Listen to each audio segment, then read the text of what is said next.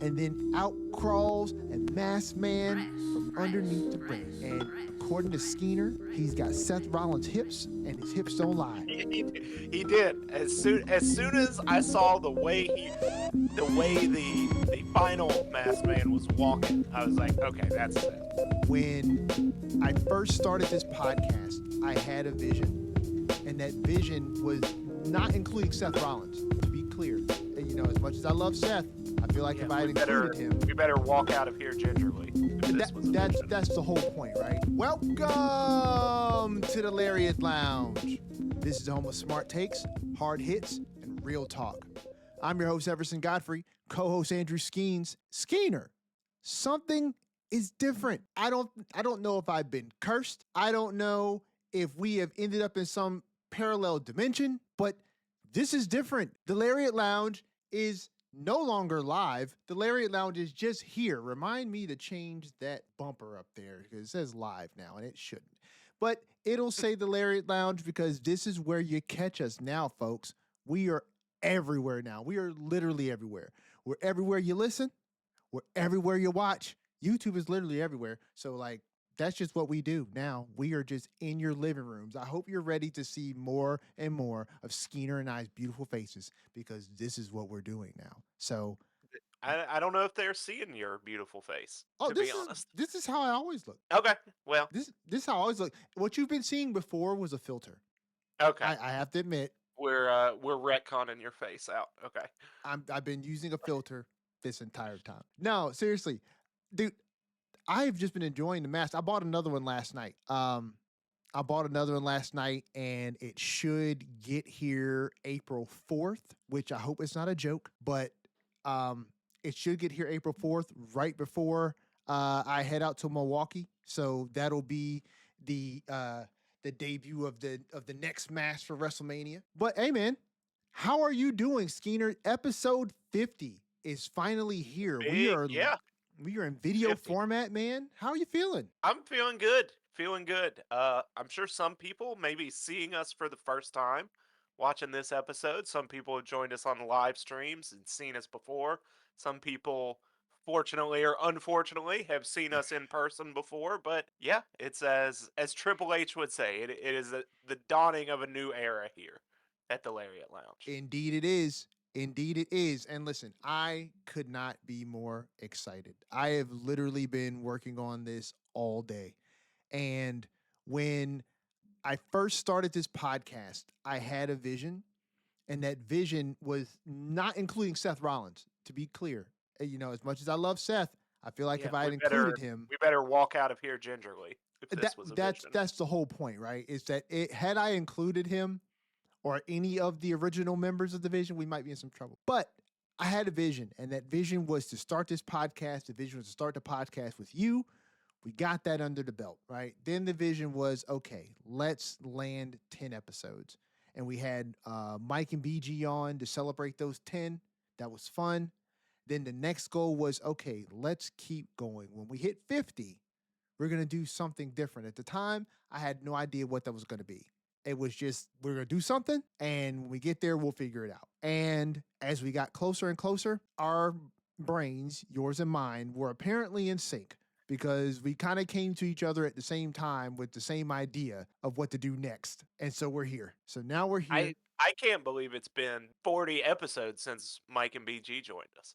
Yeah. That's pretty crazy. It's been 40 shows, 40 weeks since then. Yeah, and when you think about it, when you put it like that, yeah, it's kind of crazy to think about. But I don't even remember what month that was in, but I mentioned that to Mike and BG last night. They did Mark Madness. Which I hate teams. I tried for 2 hours to get into that thing, and teams sucks. Do you know what? Honestly, I had zero problems getting into that thing. This has been the third one I haven't been able to join because I can't get in the Teams call. I am going to help you figure this out once we get done with this. The next one they do. Because the next one they're doing... Move to Discord is what we need to do. I tried to get Donnie on Discord. I've tried to, so. I think he tried it once, and he said it sucked. and he went to Microsoft Teams. But the next one they're doing is, I think it's a bracket for the greatest video game character of all time. Yeah, I need to be there for that. You need to be there for that one. You need to be there. You should have been there for this one because I know. we did the Mark Madness, right? And Essentially Wrestler of the Year. AJ Styles won on pure agenda. Yeah, I don't know if I would have. Yeah, that On pure, I would listen, have. I wouldn't big have, or I would big have tried my shout best to not let that happen. big shout out to AJ Styles. You know what I'm saying? Like, great year. And, he's retired now. And they did, from Mania to Mania. So he had a great year, but there were people who had a better year. But listen, you get on there with the call with the guys and agendas are afoot. The fact that Penta was not on the bracket at all, but Jack Perry was, agenda. Yeah, I feel like Penta should have been eligible there. I feel like he should have been eligible there. But, hey, listen, I don't make those rules. I just show up when I can, and I had a great time with the fellas, but we got to get you set up for the next one. But listen, I'm glad you all are here. Skeener's doing great. I'm doing great. I'm pumped for this new version of the Lariat Lounge. You're going to get the podcast wherever you normally get it. But hey, listen, you're here. Skeener, please let everyone know about the new and improved Lariat Lounge 2.0 and where they can find us. Hey, we are now in video format. You can find us on YouTube. Search up the Lariat Lounge. You'll find us. That's where the podcast is going to be going up in video form and where you'll catch our live streams now. So everything will be on that one channel. You can just search the Lariat Lounge on YouTube. The podcast in audio format is staying, if you're still listening to us there, wherever you're getting it once a week, every week. Apple Podcasts, Spotify, wherever else you get your shows, we're there. We're over on Instagram at the Lariat Lounge Podcast. Hopefully, you'll be seeing some video clips up there soon, maybe some other social media here in the near future. But as always, if you're as old school as it can get on the internet, please feel free to send us an email at thelariatlounge@gmail.com. Listen, the Lariat Lounge email account over on Gmail, I'm going to be honest with you guys, it's a freaking wasteland. Okay, I need you to. We got Gage. We got our guy Gage hopped in Gage there. is the only fan Yep. email that is sitting in that account. It is now starting to get littered with receipts for Lucha Mask, and I need something else to go in there as well. But hey, listen, however you guys want to chime in, whether it's via the socials, whether it's in the comment section now, because we will have one of those. So do all the YouTube things now, like, share, comment, subscribe, do all those things. Excited to see if we can get some comments. Hopefully, it's a little easier to do if you're watching or listening to the show on YouTube. We say something you like, you don't like, you want to chime in. Hey, just leave a comment. We'll respond to them. We'll talk about them on the next show. If you all want to get involved, we will involve you. We will involve you. And listen, everybody got YouTube. Listen, if you wanted to listen to a pro wrestling podcast, you were already in that space. And you were already in the space of listening to podcasts. You know what I mean? You're probably a current purveyor of Spotify or podcast on Apple or anywhere else you would listen to podcasts. But everybody's got YouTube. So I'm hoping that we will be able to drum in a new consortium of listeners who are coming to the Lariat Lounge to ingest what it is that we are putting out into the wrestling ethos. So I'm glad you all are here. Wherever you're listening, wherever you're watching, on your phone, on your laptop, on your television, the fact that we're in your living rooms now, it makes my heart sing. Leave us a like wherever it is that you're consuming the Lariat Lounge. It is a small thing for you. It's free, but for us, it genuinely means the world. So we really, really do appreciate it. But for the very first time in video format, folks, enough with the fluff. Let's get to the stuff. Skeener, Elimination Chamber is in the books. I'm looking at the breakdown right now, and we have our Elimination Chamber winners. Before we go into any of the card, Rhea Ripley is the winner of the women's Elimination Chamber. Randy is the winner of the men's chamber. I feel like this is probably going to be the easiest of the things on the card to discuss and with regards to Monday Night Raw, so we might as well start there. But first, I want your general thoughts on the winners of the chambers and what that could look like for WrestleMania and who their opponents are. I was pretty happy with who we got as winners. To start with the women's chamber, I thought Tiffany was gonna win, and I think a lot of people also thought that way. And I was worried that would get a less than positive and glowing reaction. So I'm glad they didn't go that way, not because I dislike Tiffany, but just for, things are better in wrestling when the audience is happy.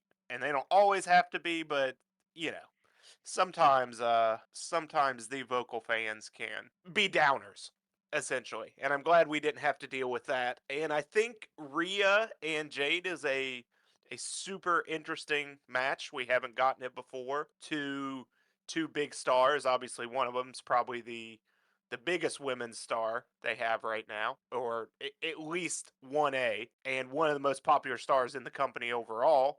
So getting Rhea in that title match makes sense. Interested to see what they're going to do with the build. They're seemingly that we wondered what was going to happen. She's going to be on SmackDown now.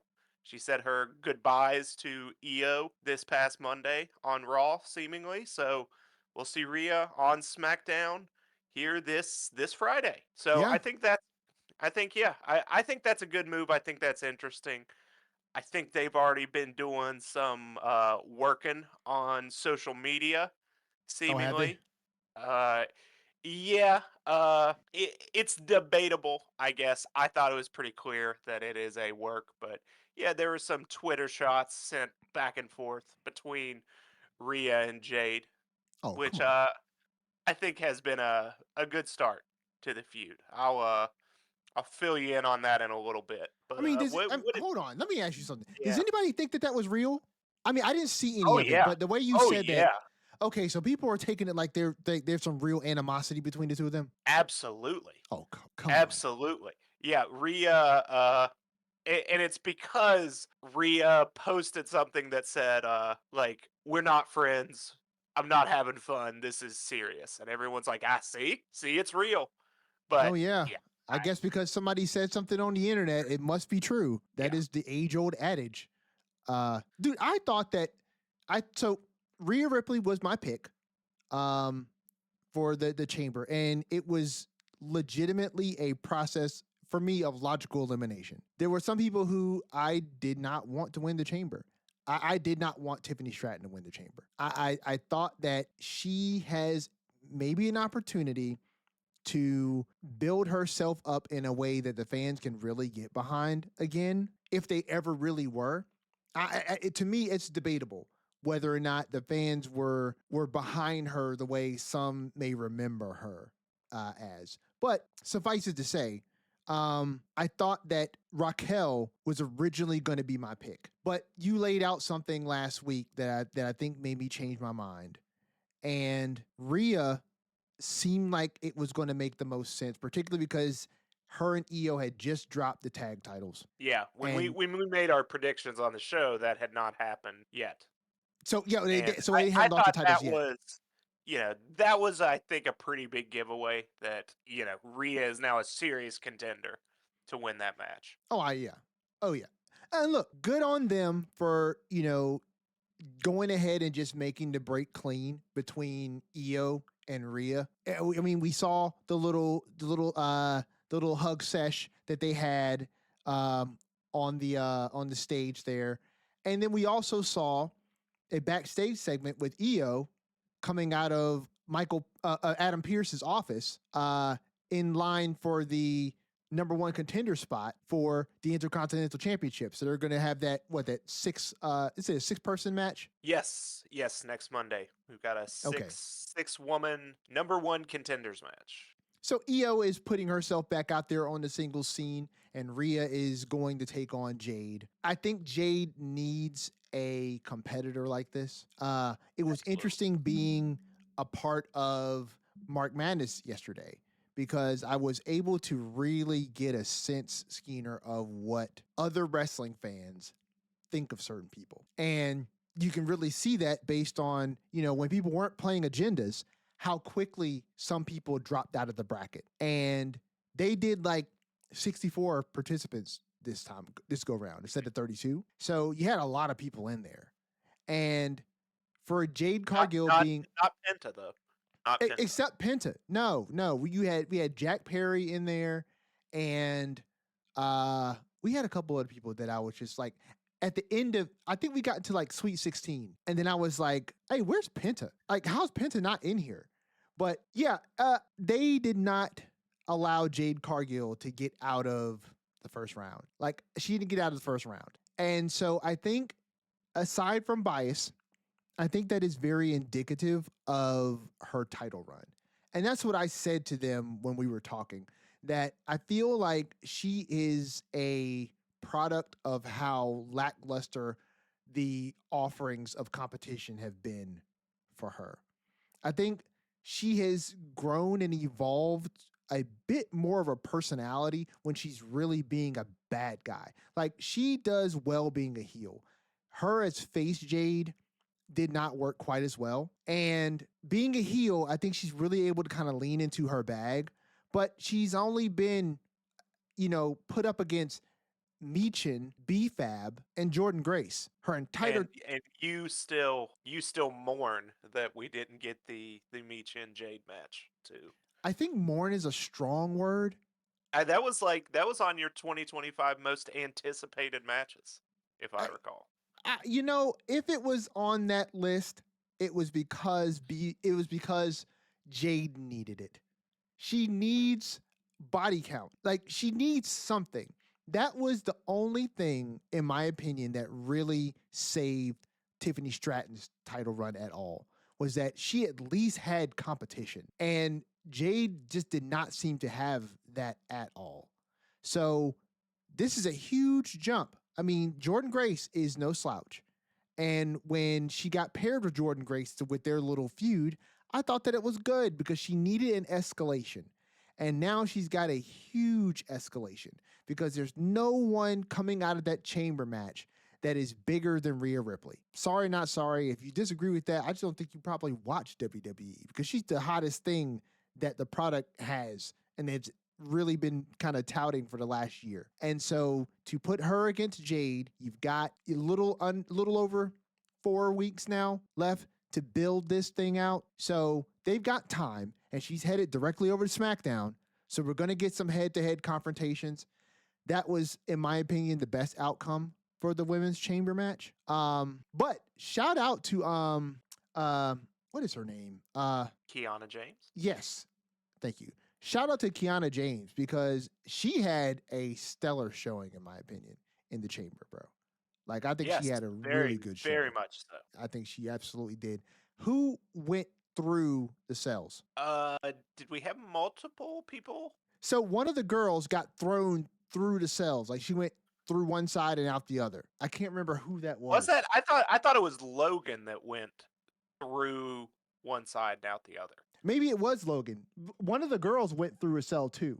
Yeah, I can't remember. I think the like through the corner, that was Logan later. But yeah, they were using those pods for sure. Yeah, they were. So it wasn't Asuka, it wasn't Bliss, it wasn't Kiana James, it wasn't Tiffany. Was it Tiffany? Because it certainly wasn't Raquel. You know, and it wasn't Rhea. I honestly do not remember. It might have been Tiffany. I think it might have been Tiffany because it wasn't any of the other five. I know it wasn't Rhea, and it wasn't Raquel, it wasn't Kiana, it wasn't Bliss, and it wasn't Asuka. I think it was Tiffany. Hey, look, big up for her for taking that spot. I know that those plexis are breakaway so that they can do those spots, but still, I mean, you got to make it look good. And so, And how about them letting Raquel stack Kiana and Asuka to eliminate him? So like first the of all, chief out there. I love that. I am a huge fan of Raquel. And so the more you give her, the happier I get. And I really would love to see her with some gold around her waist in 2026, singles gold. But no, dude, I loved it. I genuinely loved it. I felt in the moment slightly bad for Asuka because Asuka has had a really great year, and to kind of get, double stacked like that and and pinned summarily by Raquel. I mean, it was a great story beat. So I didn't think that it put her in an unenviable position. But in the moment, I was kind of like, oh dang, Asuka. But I think it was in service of a great story. And who Yeah, I knows? I I don't didn't know. think anyone came out of the match looking particularly bad or like an afterthought. No, I mean, if you're gonna say anyone, like I remember the least probably of what Alexa Bliss did, but agreed. I don't think that was Agreed. necessarily a bad thing. She did get to do Twisted Bliss off one of the pods, and then she got hit with the mist from Asuka. Yes. So that yeah, I mean I thought the match itself was good. I liked the ending. I loved them letting Raquel look good. So I think everything went really well. I thought it was a good match, good ending. We're coming out of it in a good, interesting spot. But yeah, I'm surprised you did not see the Jade and Rhea stuff to start this feud on social media. Nah, brother. I don't Well, be on socials like that. Like, yeah, okay. So it started over on Twitter or X as some of the kids would say, as the which kids call it. I will probably never move to calling it that. It will always be Twitter to me. But yeah, basically it starts out they go back and forth. Rhea tells her all you do is talk, and then Jade responded, talk like the hours you spend talking to creative, and then Rhea comes Mm. back and says, I have that tweet up. You're funny. That's funny. Now we know you really do be talking out of your ass because everything you say is bullshit. Don't spread lies on my name, you dumb bee. Which, just like Joe Tessitore, I think it's a dead giveaway that this is a work if you call someone a bee. Oh, I Like, was literally about to ask you. you So it dumb says bee. B. It says you dumb bee. The B is capitalized. So You okay. So dumb just bee. so just to recap real quick. So she said shit, but she can't say bitch. She said bullshit and then said, yes, you dumb bee. Okay. You know what? They must have a And then what? B quota. I know. And then what got people talking was Rhea posted on her Instagram story. It Yeah. was just a black screen with white text that said, not having fun, not friends, learn to work and never lie to defame someone's real human character by breaking the fourth wall. And people are like, oh, this is real, this is real. And look, maybe it is. I, I I have certainly thought in the past that things were works that ended up not being, but this seems like a big work to me. I mean, That what breaking is the fourth wall are we talking about here? saying creative, I guess. Oh, gotcha. As if there's not a show called WWE Unreal that they reference and they don't say this stuff all the time, but What yeah. show are you talking about, Skeener? Apparently, it doesn't exist. Like we Yeah, have no so idea what we'll that world is like. I'm sure this may be on a future season. So but Yeah. yeah, people were up in arms, and whether it was a work or not, it has fantastically worked to get a lot of people talking, a lot of people hating on Jade, which I think is the point in all this as the heel to Yes. get her some heat. A lot of people going a little far, as the kids would say, maybe going a little mask off on their Jade hate, but that's neither here nor there. That's kind of par for the course with internet wrestling fans. But yeah, we'll see on Friday when Rhea gets to SmackDown to see Jade face to face, as she said. Listen, there are some really polarized fans, right?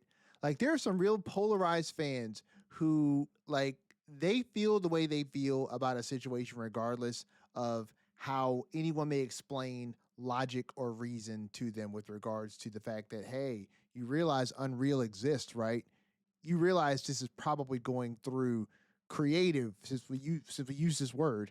right? This has probably gone through creative and they're okay with it. There are some people who are just really polarized in their positions, and there are some people who just really, I won't say that they take wrestling seriously, but they definitely operate within a space in wrestling that, at least for me, is a little more of an emotional space than I operate from Mhm. wrestling with.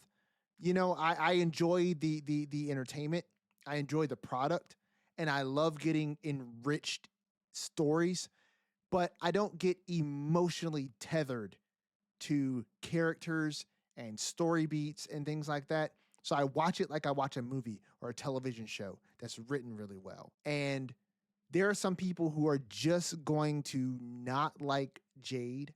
There's some people who are just going to not ever find a reason to dislike Rhea, and they're going to think that everything that goes on the internet has to have some shred of reality to it. And because that shred may really exist, they can't possibly be working us. They can't possibly be utilizing this for a storyline. It's got to be real. I've got the pull for my person. Listen, we will definitely get to that when we talk about Raw, because brother, when it comes to the Punk Roman stuff, I have thoughts. But yeah, listen, congratulations to Rhea Ripley for winning the chamber. She's going to challenge Jade at WrestleMania. Who knows what the outcome of that is going to be? This is way too early for predictions because this feud has only gotten started via X. So we'll have to see how this plays out, what the energy looks like moving forward with this one. We'll definitely be getting more interactions between those two than we will with the Punk Roman stuff. So yeah, jumping right into the next chamber winner, which is Randy Orton. Now, this match, scroll down and take a look at our participants: Logan Paul, LA Knight, Trick Williams, Javon Evans, Cody Rhodes, Randy Orton, Logan Paul. Now, Randy Orton is your winner. Logan Paul goes on an Elimination World Tour. He's eliminating Trick, boo. He's eliminating LA Knight. He's eliminating Javon Evans. And wait, who is one more person he eliminated? No, no, that was it. Oh yeah, He went, him included, right? Because then there's Randy yeah, it and went Javon, LA Knight, Trick Williams. But yeah, he eliminated those three. okay, right. Because there's only 6 people in the chamber, so it's him and Cody and Yeah, yeah, someone can't be eliminated. Someone has right. to win. So yeah, so he goes on this Elimination World Tour, eliminating my favorite, the person I wanted to win, eliminating your favorite, the person you wanted to win, eliminating Javon. This was Who some people wanted to win, I'm who sure. some people probably wanted to win. This was obviously by design because Logan was not intended to be the person in the chamber. Yeah. That was not supposed to be the deal. But I feel like at least at this point, the Vision story is probably as on track as it has been in months. So, you know, great that I don't know. I would say before. I mean, Braun Breaker getting hurt kind of threw it off because I think obviously now we see that they had a timetable where Seth was probably comfortably going to make it back. sure. Considering we're still what 6 weeks, a little over 6 weeks from WrestleMania, and he's back. So I think Braun Breaker, who I still may be back in time for WrestleMania, that we're pretty on track until then. And then I think Breaker really threw it off, and then they threw something together, and then Bronson Reed gets hurt, and then they're really scrambling. But I think you're right. I think we kind of got it back on track a little bit. I mean, I'm wondering how, with all of the derailments, which I just had a harebrained idea, but with all the derailments, I feel like with Seth back in the picture, I genuinely feel like Logan was probably not supposed to be the person that was in the chamber, right? And that some No. audibles were called because people were getting hurt. And then I think it was very visible when Bronson Reed got hurt that there was an audible that was called there because it looked in the ring like obviously they were making some plays on the field because you don't want to get anyone hurt further than what they already are. So there were some calls that were being made in the ring, but Jey Uso was originally in the Rumble, and then all of a sudden Jey gets taken out and is not able to compete in the Rumble. Yet he comes back on Monday. Yeah. So it seems like that was a play that was called because they had to make a call in the moment and they needed to get to where they were trying to get to in the Elimination Chamber. And they had to make a pivot like last second. So I feel like even though Logan was probably not supposed to be the person that was in the chamber, the goal was to have a person from the Vision in the chamber so that Seth could come in, cause them this chamber victory, and unveil himself as being the person who is in the mask. And obviously, these decisions were also predicated off of other audibles that were called, right? Because I think that obviously nobody was suspecting that Seth was going to hurt himself in the match where he hurt himself. But then I think no one was suspecting that Braun was going to hurt himself. So they had to make some pivots. And then Bronson hurt himself, right? So whatever it was that they were trying to accomplish had to at least hinge somewhat on the chamber playing out a particular way. And the fact simply that no one got hurt, low bar, I know. I was going to think this is the first show we've done in 3 or 4 weeks where we didn't have to talk about an unfortunate injury. yeah, no occurring. injury report. Yeah. So, listen, and that's what I'm saying. Like, it's a very low bar. The fact that no one got hurt means that at least they are on track. And that's a better place than they've been for the last 3 weeks at least. So he does this Elimination World Tour. He eliminates some of our favorites. So do we think that if if no Braun Breaker injury happens, do we think he is in the Logan Paul spot and Seth costs him that spot there? Because I think that would make sense. If we are to believe that Braun Breaker injured himself flipping the announce table, if that is the true story, then that happened after the Royal Rumble, meaning that the run-in segment at the beginning of the Royal Rumble was initially fully part of the plan. If that was initially fully part of the plan, yeah, I think he was supposed to have the masked figure cost him his opportunity to get to WrestleMania via the Rumble. And then the plan was to get Braun Breaker into the Elimination Chamber, right? And he was probably going to be the person in the chamber, and Seth was going to come and cost him that. And then you get to maybe Seth versus Breaker at Mania. But, if Breaker and Bronson are actually hurt, then I guess you're stuck with what? Seth and Logan possibly at Mania? I still think Bronson may be back. I mean, you could do that, but I'm not sure. Are they really going to do Seth versus Logan? I mean, listen, if there's no one else left, what else do you do? I'm not advocating for it, but I am saying that if these injuries are legitimate, right? If they're legitimate and Breaker and Reed are out indefinitely, you've just brought Seth back and he's just cost Logan his opportunity to go to WrestleMania. You got to follow that up. Like, I would think that wouldn't be a loose thread that you would kind of sew in weeks before Mania and then just kind of let it dangle, particularly if Seth has nothing to do and Logan has nothing to do. So I feel like you could go that route, but I'm also wondering if, and listen, I'm not trying to put this out here because people could legitimately be hurt, but when Seth got kayfabe hurt last year, we did quite a bit of speculating on whether or not these injuries were legitimate based on things that we are currently not judging. And I think we're currently not judging them because it almost feels like we just did this last year. Why would we be doing this again storyline wise? And so it makes more sense that these things are probably legitimate. But I haven't heard anything from WWE outside of the commentators talking about Bronson Reed and Braun Breaker and their injuries and out indefinitely. This is the same verbiage, the same language that they used for Seth last year with his kayfabe injury. And I don't know how you would work a story like this except for, the bad guy in this situation being Paul Heyman in some way, and that Seth was, doing this to screw over Paul. But, I'm not going to jump off of the ship into those waters because... Yeah, we'll have to see where they go. I'm not sure. I'm not counting out right now, and maybe it's wishful thinking that Braun Breaker is back by WrestleMania. I would love to see it. I would love that to see was it. So flipping that announce table, that was early February. WrestleMania is mid-April. That's on the low end of the recovery timetable from the surgery, but certainly possible. So we'll see. We'll see. I'm holding out hope. But It's yeah, we'll possible. have to see. I mean, so what we got Monday, I thought was great with Seth delivering some, or maybe it was just one, but a stiff chair shot to Paul Heyman Yep. and a stomp and Yep. kind of basking in the cheers before heading off. Seems like Seth still has his army of masked men that he can deploy Oh at yeah. any moment.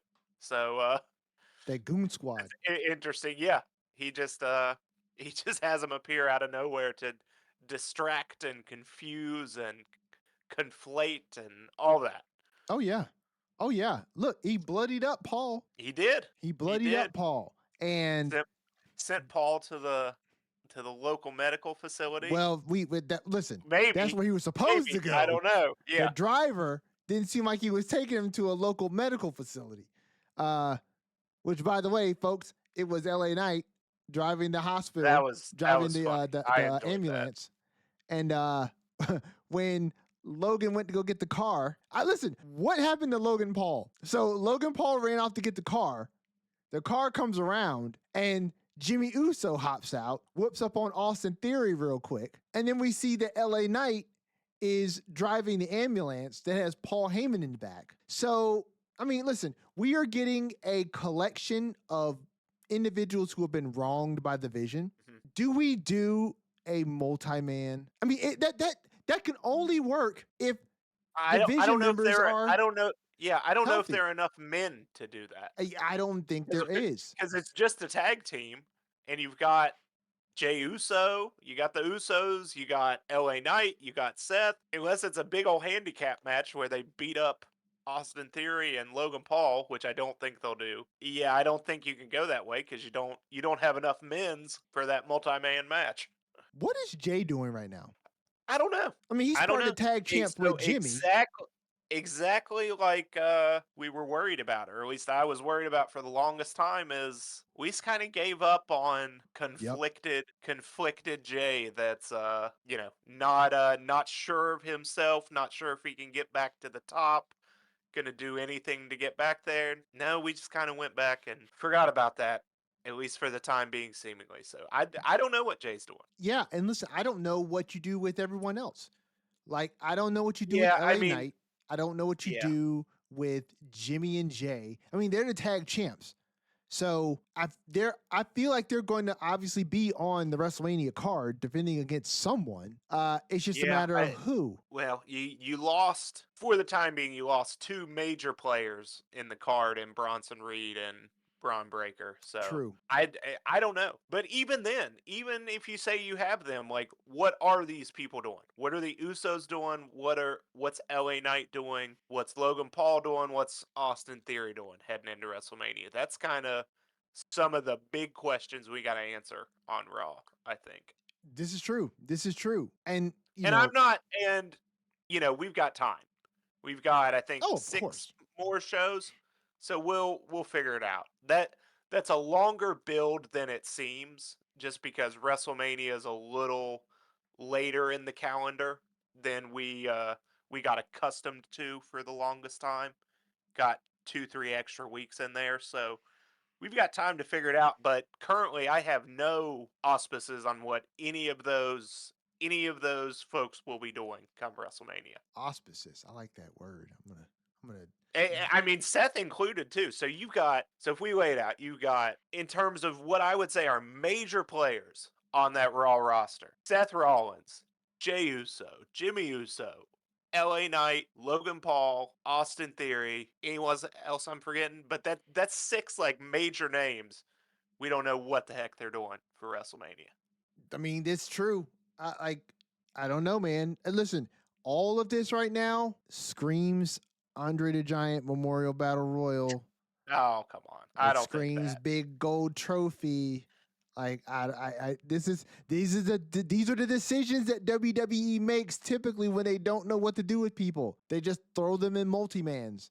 And Did we you even know, have we didn't. I mean, the battle. We didn't I have one don't think the last year. battle royal is not coming back on the WrestleMania card.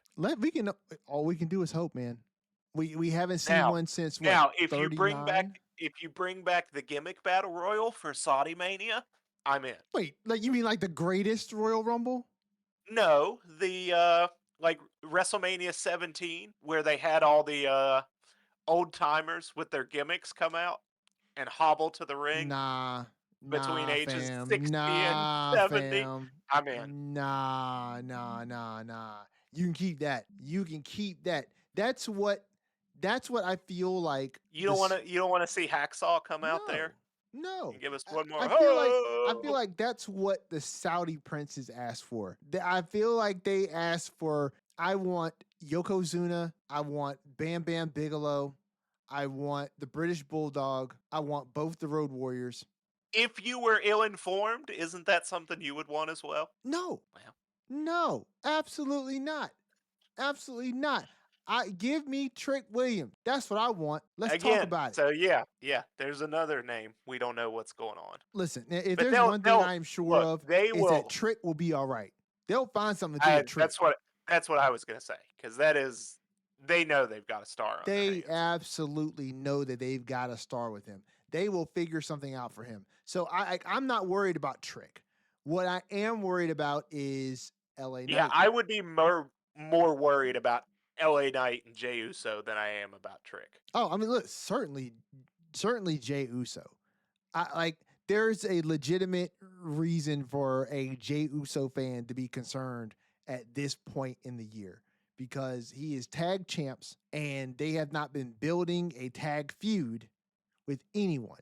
The only thing I could see them doing, right, is the New Day, because the New Day have been the only tag team that have been being built up separately from the championship and having their own thing, right? And that feud is kind of built You're right. I think no, we have other tag teams, but like, what's your Raw tag team division? The Usos as champs, the New Day. I guess you say Tozawa and I was about to say Otis, American Alpha, who just lost.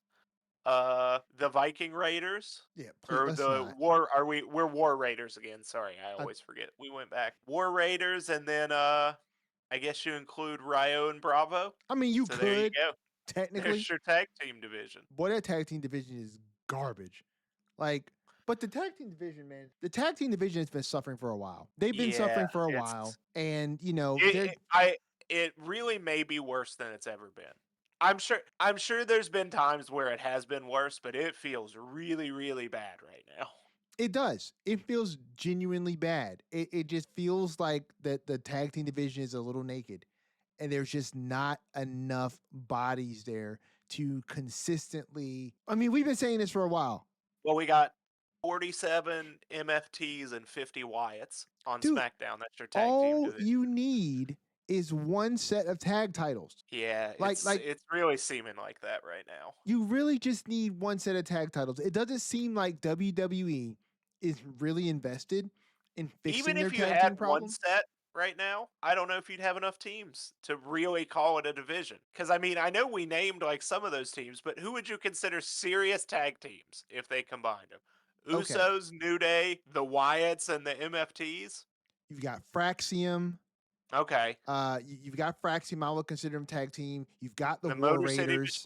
The Motor City Machine Guns. You've got the War Raiders. I mean, I don't care about some of these tag teams. You've already said the War Raiders twice to get to 8. So okay, listen. So we're struggling. But look, if you had 7 tag teams, right, and you count them as one person, obviously, right, or as one team, so it's just one entry in the tag team division. That is more people than you have at any point going at your main line titles. So if you allow them to circulate amongst each other, right, then you'd be good to go.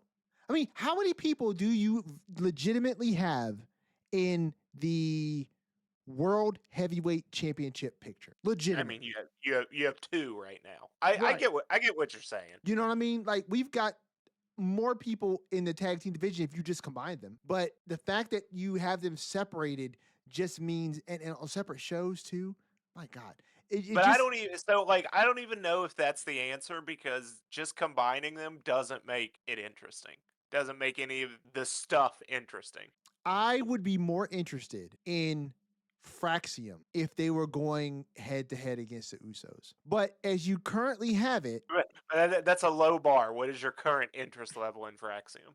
dude, I mean, I'm just saying, my current interest level in Fraxium doesn't exceed the backstage segments that they're currently stuck in because the last time we saw them really active in the ring in real tag team competition, Tommaso Ciampa was still with the company and the freaking Wyatt Six still had the titles. So, like, that's the last time we've really gotten them in action as a tag team, right? We've gotten Axiom, we've gotten Nathan Frazier in US title stuff, but they can't continue to put them in the title picture because they put so much emphasis on the champions who are holding the belts on either show and who is currently challenging them for them and not what else is going on in the tag team division unless it's a backstage segment because they only have enough room on the show, a 3-hour show apparently on SmackDown, for like one tag team match. So, the only thing I can really think of is that if you combine the tag team division and you spread their competition over 2 shows, we may be able to get 2 tag team matches a week. And if you had 2 tag team matches a week that did not contain the champions, right? And you didn't do a bunch of repeat matches over and over again, we could get some interesting combinations to the point where when you do have a number 1 contender challenging a team like the Usos, and let's say if we picked a tag team to keep the titles, right? To unify the 2 titles, it was the Usos. I could get behind watching a match where Fraxium have fought their way into a number 1 contender spot to challenge arguably the greatest tag team in WWE history and to see what Nathan Frazier and Axiom can do on that kind of stage. I feel like that's really what the tag team division is lacking. You could do something with the tag team that I don't really particularly care for, like the War Raiders, if you really put them in a position to where them holding the tag team championships actually meant something. Because they held those titles for so long, but because the tag team divisions were so watered down, it didn't mean anything. You know what I'm saying? It just didn't really mean anything. And you had the same problem with interesting tag teams back in the. I don't think they mean anything now. Oh, you talking about the tag titles? Yeah, Oh, I'm not saying they do. yeah. What do they mean right now? I'm not saying they do. I'm saying that they could mean something if you combine them because we had a similar problem with tag teams back in the golden era of tag teams. People just tend to remember the Rockers and they tend to remember the Hart Foundation, right? But outside of the Rockers, outside of the Hart Foundation, outside of LOD, right? Who did you really have? Honestly, like you had a bunch of tag teams, but like they weren't the greatest tag teams either. But you had one set of titles, right? And you had all the tag teams vying for them. And so the placeholders, the mid-card teams, the people who were there as enhancement for the tag teams you were trying to get over, you had at least enough of them to where you could have the tag team that you're trying to get over climb the ranks, right? And challenge a team like LOD who was holding the tag championships for God knows how long, or the Hart Foundation, who are holding the tag championships for God knows how long, right? So when you topple one of them, it seems like a big deal. But, we can go on and on all day about the tag team division and what WWE is not going to do because, Yeah. They're certainly not talking in the writer's room about, hey, you know what we really need to focus on right now? The tag team division. Because we've got to figure out how to try and keep Cody Rhodes in the spotlight. We've got to try and figure out our main event or one of our championship matches for WrestleMania because we haven't even finished the men's chamber, right? We got Orton, we got Logan, we got Cody in the chamber. The Mask Man Militia shows up, right? Triple M shows up to the arena. That is Seth's actual faction, okay? They're functioning, they're healthy, and they show up in droves, right? And they come to the ring and they take the attention of this person and they take the attention of that person and they get all the officials to leave ringside and leave the gate open, and then out crawls a masked man from underneath the ring. And according to Skeena, he's got Seth Rollins' hips and his hips don't lie. He did. As soon as I saw the way the way the final masked man was walking, I was like, okay, that's Seth. He does have a I know walk. that. He does have a walk. So Seth Rollins, This is definitely the first time it's been Seth. I agree. I agree. It's definitely been the first time that it was Seth. Seth Rollins comes into the ring. He performs a very nice curb stomp on one Logan Paul, and then he exits the ring after he unmasks himself. And I guess because the chamber door was left open for longer than 1 minute, it cannot close again. I didn't realize that was the thing that the chamber did. But apparently, if it's open for Nobody there longer, to close it. Nobody there with authority to close it. You know, no it's one like there with authority to close it. I think it may be like a weird, union thing.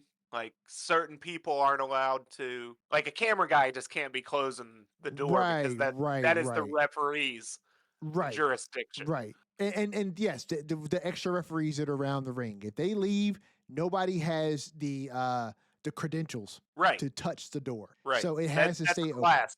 You got to be certified. Yeah, exactly. Exactly. You have to have certifications to close the door. Need clearance. It's a big door. Don't want to get fingers caught in there or anything like that. I imagine that's why they need clearance, right? Because there's probably some training that comes with that. Remember the time Seth almost got impaled by that cage spike? That's what happens when. Hey, look, it happened to Naomi when Jade came back. You see what happens when untrained hands put their hands on that door. People get hurt. Skeena, people get hurt. And so, they just decide to leave it open for safety reasons, of course. And this leaves the door wide open, literally, for Drew McIntyre to show up again. And he whacks. Who's he hit with the belt? Is it Logan? Cody. Okay. Was it? I don't. Did he? I think he came in and tried to hit Cody because I feel like Drew got an RKO. I think he ended up getting both of them. Well, did he? Because Drew. Yeah, Drew ended up, or maybe he didn't, and it was just Cody and Orton fought him, and then that's what happened. Because I feel like when Seth curb stomped Logan, did somebody pin him immediately? Because I feel like, if I'm remembering correctly, I feel like, and I could be wrong here, but I feel like Seth came in, curb stomped Logan, and then he left. And then Drew came in. He hit somebody with that belt. I'm thinking it was Logan. And then he tried to hit Cody or Randy. Randy hits him with an RKO. He falls right into a crossroads. And then as soon as Cody gets up from the crossroads, no, that's not right. Because Randy won off the pin. This is why we don't recap the blow by blows on the. This is why we don't do it on this podcast, because we admittedly kind of forget sometimes. Very true. Very, very true.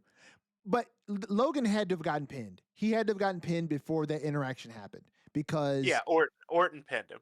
Okay, so Orton pinned him, right? And then here comes Drew. Drew tries to hit Cody or something like that, and then. I think it was Cody, and I think Cody pinned Logan right after the stomp. That makes sense. Cody gets up. Here comes Drew. He tries to hit Cody with the belt, and Cody and Randy hits him with the Randy team up on him. Yeah, with the RKO, and then Cody hits him with the Cody Cutter, and then as soon as Cody gets up from the Cody Cutter, he catches an RKO as well. Yes, I believe that we have worked our way into what happened. We have sleuthed our way, folks, back to the conclusion. Regardless of how we got there step by step, Randy takes advantage of Cody's lack of focus and gets a big Elimination Chamber victory. And for the moment, Randy Orton is going to WrestleMania to challenge Drew McIntyre for the WWE Championship. Hey, he said he was not going to make the same mistake he made before, which was, letting his emotions get in the way of what it is that he needs to do. And so he fully took advantage of that situation. He took Cody out and he punched his ticket to WrestleMania. Like you said, to challenge Drew McIntyre? Because we don't know. Because Nick Aldis... we've got a championship match. Makes a championship match between Cody and Drew on SmackDown. Mm-hmm. So, which will surely go off without a hitch. Absolutely. It will go off without a hitch, except for the fact that I am almost 1,000% sure that Jacob Fatu gets involved here. If Drew doesn't end it himself, because this is just a straight up for now, like just a singles match. So why would Drew not just get himself disqualified or counted out or something? But yeah, Yeah, I think we're still headed towards right now the fatal four way at WrestleMania: Cody, Drew, Orton, and Jacob. I At think least so too. that seems the most likely to me right now. I think so too.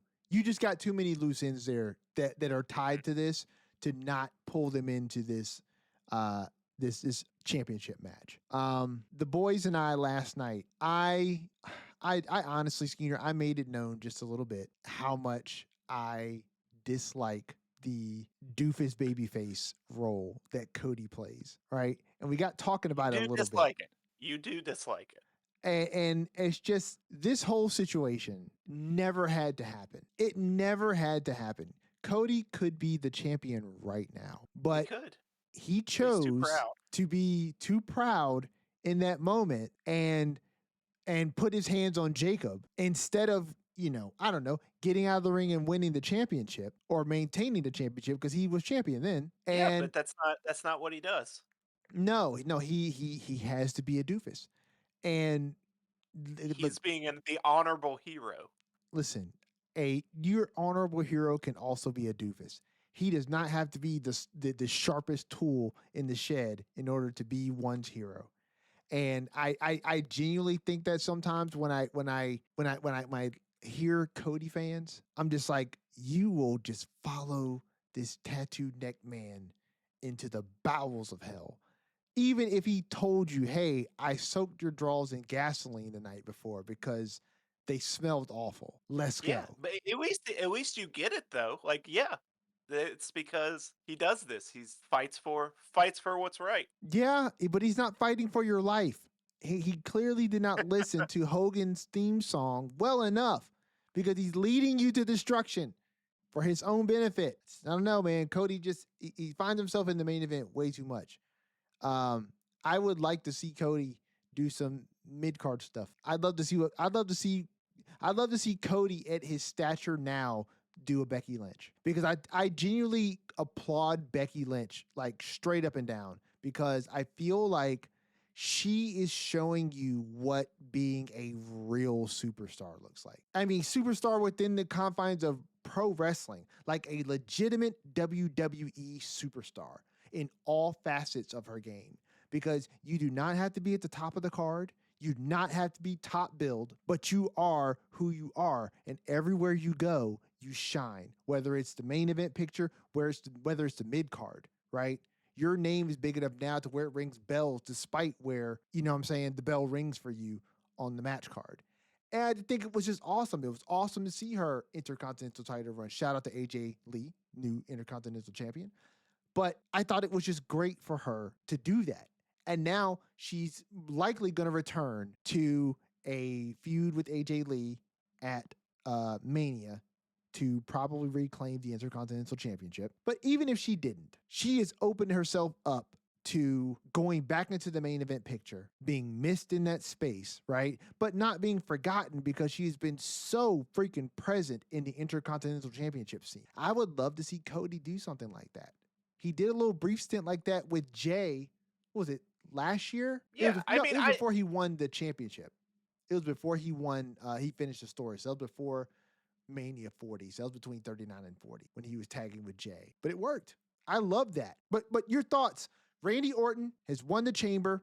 He is currently on schedule to challenge Drew McIntyre, but that is up in the air. It's probably going to be a fatal four-way. But your thoughts? I like it. For the same reasons, I think Cody was almost in that Tiffany spot that I talked about earlier. I think some of the fans would have soundly rejected a Cody win. I think Randy was a nice surprise. I'm glad to see Randy in this spot being involved in the title match at WrestleMania. I think people are really clamoring for, one more Orton title run. And Sure. I think there's a good chance right now that he walks out of WrestleMania as the champion. Maybe not, and we'll see how it develops. But right now, if you made me pick, I would slightly lean that Randy Orton wins the title, very slightly over Drew retaining. But that's right now. We'll see how it develops. But I'm good. I think we will see some good Randy Orton stuff anytime he's on the show more. I love that. I think we'll get to play on the history with him and Cody a little bit and the history with him and Drew, and I'm excited. I'm excited to see where they go on Friday. Yeah, But I am too. to speak to the Cody stuff a little bit, like I get it. I get that people tire of seeing him up there, just like, people were tired of seeing the John Cena almost, but like that's just the way it goes. Like he's one of the top guys. He's going to be around the top. That's how top guys operate. And he'll take a step back from time to time, but then he'll crop back up and be in the scene because he is one of the biggest stars. I am not at the point where seemingly some other people are, where they're tired of seeing Cody around the title. I just think Cody doesn't give us enough. If I'm being completely honest, I feel like Cody plays Cody and that's all Cody does. And I think he does it well, but there's just no variety there. And it's kind of the same thing that we've talked about in the past with Charlotte Flair. And it's the same thing that we were really hoping Rhea Ripley was going to be able to avoid, right? Which she has, because this detour that Rhea has taken away from the main event scene with Io and the stuff with the Kabuki Warriors, that has really given Rhea some Did angles. she take a detour from the main event scene, or did she just take the main event scene to a different belt with her? I mean, look, that right there is the Becky Lynch effect. That's what I was talking about before, right? There's a difference between being in the main event scene and being the main event. I think Becky is a great example of what a WWE superstar really looks like. Rhea is another great example. She stepped away from the main event picture, but she's still the main event. Rhea lost nothing by being in the tag team division for as long as she was with Io. Neither did Io. She lost nothing, right? Becky lost nothing going into the Intercontinental Championship scene, right? Mid-card, that's where that belt sits solidly, right? She lost nothing. As a matter of fact, her being there elevated that division, because we see the difference between where the Women's Intercontinental Championship is currently within its standing and where the Women's U.S. Championship is, because they don't have any real superstars over there in that Women's U.S. Championship division vying for that title. And so you just don't get that same effect, right? The tag team championships are on the Women's Tag Team Championships are on Raw currently, because Rhea and Io just lost them to Nia and Lash Legend. Yes. So look at that right there, right? You've got a tag team with Nia Jax. Now, you feel how you want to feel about Nia Jax. I know I do, but I'm not too ridiculous to say that Nia Jax is not a bona fide star, right? I know she's a bona fide star, and she's spent many time in the main event picture. She loses nothing from being in this tag team division. She loses nothing from partnering with Lash Legend. She only helps to elevate her, right? And when you've got faces like Rhea Ripley, Io Sky, Nia Jax, all in the women's tag team division, not to mention Charlotte Flair and Alexa Bliss were also there, right? You're stacking the women's tag team division. You're elevating the value of those titles by those people being present there. Charlotte's another great example. She's been solidly in the mid card. She is not in the main event currently. She's not even in title contention right now. Last time we saw Charlotte, excuse me, she was eating at least 3 pints of Haagen-Dazs, right? Yes, I'm so glad we're getting back to the Charlotte Flair stuff we said, or at least I said I wanted, is that just these little character things. You can do more and be more interesting in these, in just showing and expounding upon the character than you can going out there and wrestling a 15-minute match. I agree. And I'm glad we're getting back to that. I agree. And listen, love Cody. I think as a person, I genuinely like Cody. And I don't even dislike Cody Rhodes, the character. Like, I really don't. I just feel like Cody is so one-dimensional with his character. And it never arcs. It never changes. It never evolves. And I think it just gets to the point where it's the same shtick every week. And when it gets that way, it just becomes a bit monotonous. I love pizza, dog. I love pizza, tacos, sushi, top 3 for me, right? I can eat pizza quite a bit, but I did not have pizza with my coworkers earlier this week when they ordered it, right? Because I knew I was going to have a lot of pizza on Saturday. I didn't want it to become monotonous and me not enjoy it the way I wanted to. And that's how I You feel know, with Cody. you describing it like that it explains the disconnect for me because I Okay. would just get the pizza twice. Listen, So there you go. I think, but here's the thing with Cody. Cody is like pizza on Thursday, Yeah. pizza on Friday, Hell yeah. pizza on Saturday, Yeah. pizza on Monday, Yeah. pizza next Friday. Yeah. Look, those years are starting to get a little bit less exuberant. And I think it's because deep down, you know, as much as you love pizza, if you never got any variety on your plate, if it was always just pizza, that's the only thing you got. And it was always pepperoni, it was always exactly the same, right? When you get it sparingly, it tastes better. It always is good. Cody is a good character. The Cody Rhodes character is a good character. I just wish that we could get Cody with some flavor angles to him. The same way we've done with Charlotte, the same way we've done with Rhea. Why? The same way we've done with Becky. Why can't we get that with Cody? Why does Cody have to be the same bland milk toast every single episode? Like, that's what gets me. That's the only thing that gets me with it. It's the same thing that plagued Cena. It's the same thing that plagued Cena for years. It's just the same Cena over and over and over and over again. And it's not that Cena wasn't great, but it's just like, dude, when you play this hit over and over and over again, there ain't but so many times, as much as I love Hotel California, I love that song. Genuinely. There's ain't but so many times you can play Hotel California on repeat where I'm going to be like, hey man, turn it off. Yeah, but that's also a good example because yeah, you may feel that way at if you watched a live stream of every single Eagles concert, you'd be like, here they go playing Hotel California again. That crowd, there's a reason they're going to play Hotel California every single night, and the people are going to lose their shit. Okay. Because that's what it is. I love this analogy, and I think it works perfect, right? And I get the point you're making. But what we have to remember, and I don't think that you forgot about this at all, but I think the point that has to be made here, though, is you're talking about the in-person crowd versus the viewer. I am more akin to, if we're just want to use like live audiences, I'm more akin to an NXT crowd goer than the crowd goer in each city that they go to each week, right? Yeah, they're going to pop for Hotel California every time the Eagles play while they're on tour. You know what I'm saying? But if the Eagles were doing a residency, and not at Vegas where you have like these rotating crowds of people who come through Vegas all the time to see the shows, but like it was just a random pub in Milwaukee, right? And they were doing the same song every week. The first few times it would be great, right? But the captive audience that is the viewer, like the captive audience that would be the people in the smaller suburb of Milwaukee who go to this pub every week would be like, dude, you're the Eagles. You have other hits. Like, can you play a different song? And I just wish Cody would play a different song. Like, just do something else. I know you can. I know you're capable, right? Don't dig into your Stardust days. Please don't.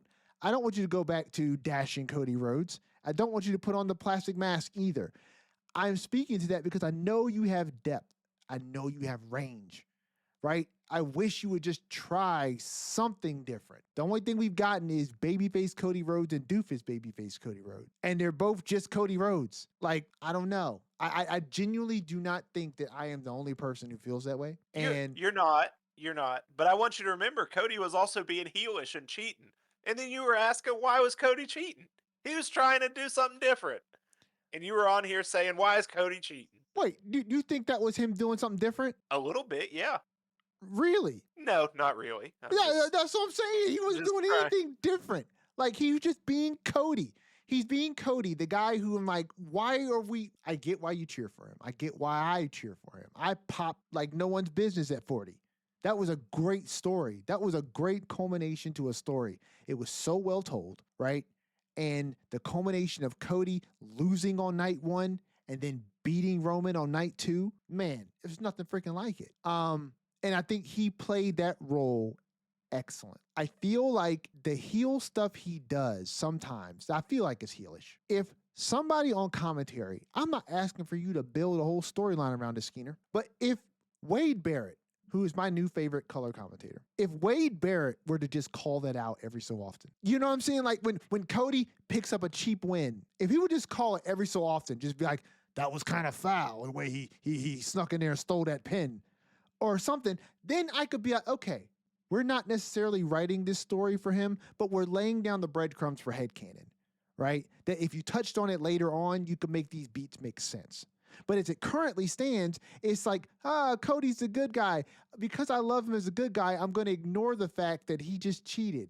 I'm going to ignore the fact that he just took advantage. I'm going to ignore the fact that he's doing all these things. It's not part of his story. It's just fans with rose-colored neck tattoo-shaped stars in their eyes and, allowing it to just pass. But he's going to end up in the main event because it's going to be a fatal 4-way. I, like you, would genuinely hope that Randy wins that title. If he doesn't, and if Cody were to win, the only way I would find that acceptable, brother, is if that leads to Cody versus Randy at SummerSlam. Cody is not winning that title back at WrestleMania. Hey, it's not happening. I'm with that. It's not happening. So it's either going to be Jacob Drew retaining or Randy winning. I don't think it's Jacob. I think either Drew retains or Randy wins. Got you.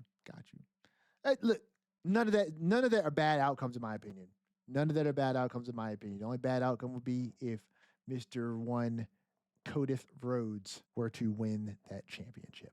I just don't see that right now. I don't think it's leading that way. I don't think we're doing it to go back. I don't think we've done all this with Drew, who finally won the title on a SmackDown, just to give it back to Cody. I don't disagree. So I'm with you there 1,000%, man. So we got 2 more matches on Elimination Chamber. We have the Women's Intercontinental Championship match, which I spoke on briefly before. Becky Lynch drops the Intercontinental Championship to AJ Lee, to the surprise of some. I genuinely wanted AJ to win, but there was a argument to be made, legitimately, that AJ lose here and pick up the IC Championship in a rematch at WrestleMania. That's what I thought was going to happen. Yeah. But seemingly maybe going the other way. I think we'll get back to Becky and AJ. I can't imagine we're done. We didn't see or hear from Becky on this episode of Raw, and we're seemingly setting up, or not seemingly, we are setting up another number 1 contender for AJ in the meantime. She came out and gave her promo about wanting to be a fighting champion. I think that was, for me, that was one of her better promos. I was literally about to ask you, how do you think that landed? Yeah, I mean, maybe it's me. I don't think any of the AJ in the ring talking promos have, honestly, I think they've all had their flaws. Maybe my expectations are too high, but like none of them have I been like blown away.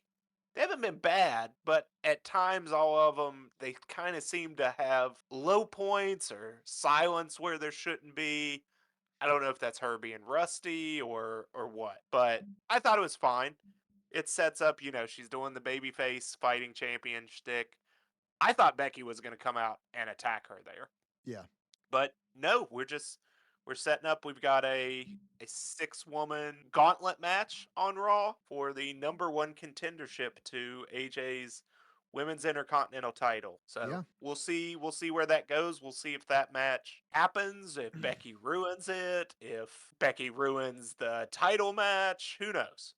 But I think we're both in agreement that we're getting back to Becky and AJ. Oh, absolutely. For WrestleMania. Absolutely. And I don't know what form that takes, but Becky's going to be back in that scene and challenging for that title come WrestleMania. I will say, man, and I'm trying to be as honest as I can here. I think some of my umbrance with the AJ Lee promos may be nostalgia. It may be member berries for me, right? Like, I was a huge fan of AJ Lee back in the day. And part of me has a version of her locked in my brain. And when she comes to the ring, there's a part of me that still pops nostalgically. But there's also a part of me that does not actually remember what that frame of reference actually is. Like, I don't Yeah, remember what I'm those with you promos were. 100%. You know what I Yeah, I'm mean? with you 100%. So when I hear her, I'm wondering, like you, am I remembering her better than she was, and this is what it was? it was a different division back then. Yeah, You know what I'm saying? And the business was different. And it's not me saying, and I don't think Skinner's saying this either, folks, that AJ Lee does not have it on the mic. What I'm saying is the competition was different back then, and I don't really remember what AJ Lee was like on the mic back then. I know that back then she seemed leaps and bounds ahead of everyone that was in the ring with her. And I just thought that everything that she was doing with Ziggler and Big E, I thought that run with her and that crew was awesome. Obviously, the stuff that she did with Daniel Bryan was awesome, but I can't recall a ton of moments from that run with Daniel Bryan. I can't remember a ton of moments with Big E and Dolph. I just remember that it was awesome when I was in it. And there may have been a bias that was being had by me because nostalgically, I love AJ Lee. And I think in a bubble, it's awesome to have her back. It's great seeing her in the ring. And she can still legitimately go. That's one of the reasons why I love professional wrestling, because it's a universal language. And you don't have to speak English, you don't have to speak at all. You just go in there and you wrestle good. You don't do a bad match, and people will connect. And she's able to do that. And still at a high level, because Becky Lynch is one of the best. So she's able to do it.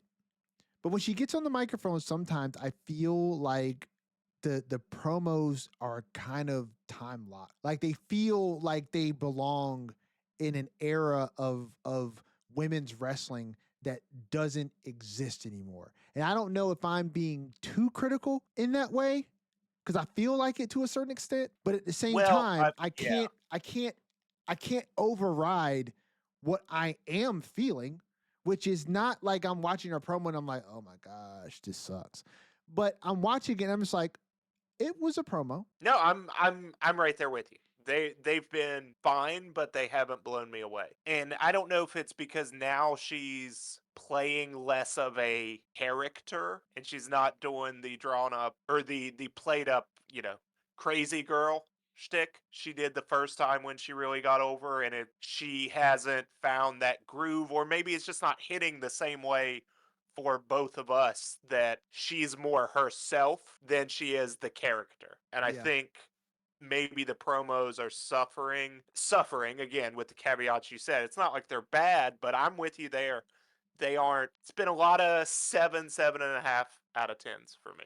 I I haven't had a agree. 10 out of 10 yet. I do. I totally agree. And I think this is one So of those yeah, situations to kind of sum it up for me is it just takes reps. Like you need yeah. more reps on the mic.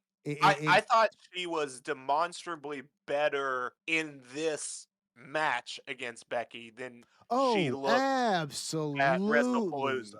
She looks so much more lucid and fluid in the Mhm. ring this go round. And you can tell, I said this on the live stream, that you can tell it seems like she's been spending the off time in the ring.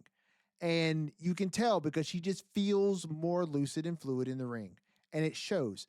And I think that's great. I think that when it comes to her on the microphone, though, there is a bit of contemporary uh, presence that is missing from her promos. Something about it feels nostalgic in a way that doesn't fit as snugly as I would like. And that may just be a symptom of us older heads, right?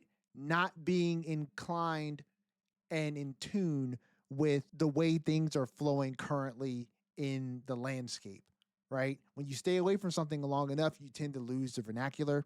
You tend to not particularly catch on to speech patterns and what's in and what words are hip and what words are You know what I'm saying? Like you just fall out of all of that rhythm. And so when you get back in it, sometimes you can kind of sound your age and you can sound like you're not in that space of what is current. And in wrestling, it's less necessarily about lingo and it's more about like the delivery, the cadence, how these Right, things the are kind of timing. pushed forward, the timing. That's It's what I said. It seems like there's silence and low parts where there shouldn't be. agreed. Like in things like Agreed. that. Like there's pauses and silence where it seems like it's a pause and maybe she's waiting for the reaction, but the reaction's not coming there. It was before. It's just there's something slightly off about it for me. Yeah. So I think we're on the same page. Yeah, I think she, shout out to the boys over at Triple R, but I genuinely think she needs to shake off the ring rust of her promos and her voice the way she's done in the ring. I think for as Yeah. much time as she spent outside of WWE cameras shaking that ring rust off of her in-ring game, she needs to do that as well with her promos. And, I'm not entirely sure how you do that other than getting more reps. You got to be on TV more, ma'am. Like, you know what I mean? You got to be on TV more. You got to be in front of Yeah. crowds more. You got to have that mic in your hand more so that you're more fluid, that you're more lucid with it, the same way you are now in the ring. And it's just, I'm waiting for those two things to connect. My only concern is that we're not going to have time for those two things to connect because I don't know if I'm in the camp of believing that AJ Lee is going to be on the main roster actively in a way that is any different than how Brie Bella currently is or how Nikki Bella currently is. Yeah, we And haven't seen them for weeks after they announced they were coming for those titles. Then they just we went have home. not. We have not. And listen, before Brie came back, when Nikki was back, I called out old boy on Stevie Richards' podcast because he made an incorrect statement about Nikki's motivations. And the reason why I called out those motivations is because if you look at the records, Nikki only really wrestled X amount of matches in like 4 months' time. It was like on average a match a month, right? So she is in a more frequent television schedule currently than AJ Lee is. And she's being put on a higher pedestal than Nikki Bella is. So you've got the spotlight on you, but you don't have the reps that are needed to get in front of people on that microphone and really make people buy in and believe, right? And a lot of that heavy lifting was done by Becky. And so I don't know. It seems like in her winning the title here, that sets up either a one-on-one rematch with Becky at Mania, or Becky somehow finds her way into this 6-person spot. Becky ends up cheating to win, and Becky challenges her again at Mania, takes the title off of her, and then we don't see AJ. Like that to me, just what it feels like. I don't know anything for sure. I'm not in the writers' room, though sometimes I claim to be. I'm not. And so that's just what it feels like to me. If it went the way you thought it was going to go, Skeena, which I also agreed with, which is Becky beats her tonight, right? Or Becky beats her at Elimination Chamber. And then they run it back at Mania, and then AJ picks it up there. I could at least see AJ being with us through SummerSlam. But I never thought that it was going to be like a long run like her husband. I never thought it was going to be like that. And I still don't. I still don't think she's back like that full time. And if we get her, I think it's going to be for a limited time only. And it really depends on when you start that limited time offer. And I think that you started it here, which means it goes through Mania next 6 weeks. And then we may see a little bit of AJ after that, and then we don't see her anymore. Yeah, I'm not sure what the plan is. Obviously, the result of that Mania match will determine a whole lot, but yeah, we've got time to figure it out. We'll see how we get there. I have faith that at least with Becky involved, it's going to be really good at a baseline, and if AJ shakes off a little bit of that rust, it could be incredible. But yeah, we'll see. Her AJ's timeline and how long she sticks around after WrestleMania are going to be interesting to kind of see. Agreed. Agreed. Very much agreed. And we won't know because this is not one of those things that WWE just comes out and states. They've never done that, and I doubt they ever will. And they shouldn't. They got to sell tickets, and you don't want to truncate how long you're going to be able to get fans to show up for AJ Lee if you tell them, hey, her last date is you know what I'm saying, June, whatever. But I mean, look, shout out to AJ though. She's got the title. I would just love to see AJ on screen every week. Shouldn't you have to wrestle every week? But if you're on screen every week, you've got that title, you know, do your thing, make your presence known, get your reps in. And then when you get back in the ring, I think your those two things will start to come a little more in line. But it doesn't happen if you're not. So we got one last match on the card for Elimination Chamber, and that is Punk versus Finn for the World Heavyweight Championship. Now, this was a one-on-one match, no Judgment Day interference, despite the fact that at one point it looked like Finn was standing up to call for the Judgment Day, but he didn't. He didn't. He fought that match straight up, and he just was not the victor on that day. Shout out to Finn. CM Punk with the freaking Chicago Bulls entrance. Yeah, the serious entrance was awesome. Chef's When that kiss. started playing, I was like, "Oh, this is gonna be cool." And it was. It was for him to, you know, he is a Chicago icon, and to wrestle his first match in a legendary Chicago building and get to, you know, pay homage to one of the greatest kind of sports teams, dynasties, eras, whatever you want to call it, of all time. I'm sure that was an awesome moment for him, and it was a heck of an entrance to watch. Absolutely. And I loved his freaking ring gear. Like that was awesome. That this the Chicago themed ring gear was awesome. LA Knight did it a little bit too. His trunks were definitely Bulls inspired. His shoes, his ring boots were definitely Jordans inspired. But like that whole Bulls Chicago Bulls entrance was really great. And the crowd popped like no one's business for Punk. It was a great match. Honestly, it was a great match, and it was the match that had the least amount of twists and turns to it of the night. It was a pretty straight up and down singles match that Punk was the victor in. And I think the big thing coming from this match is less about who was the victor, but what this is setting up for Finn. Because Finn is definitely positioning himself and being positioned right now as the face that is going to break out of the Judgment Day and probably go heads up against a heel Dominic Mysterio. When they do this, I would love to see it at WrestleMania, but Well, Dominic is now unencumbered by WWE title championship obligations. that So daggone curse, man. yeah, I mean, yeah, we'll get to that because that's an important part of what we got to talk about.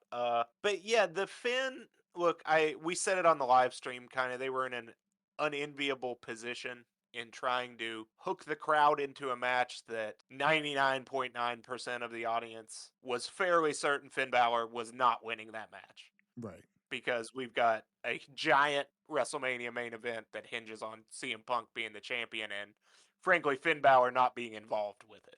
Right. So they did the best they could. They had a great match. I think the story was more about, like you said, was Finn going to give in and call out the Judgment Day, or was he going to uphold his promise to himself that he wanted to do this by himself?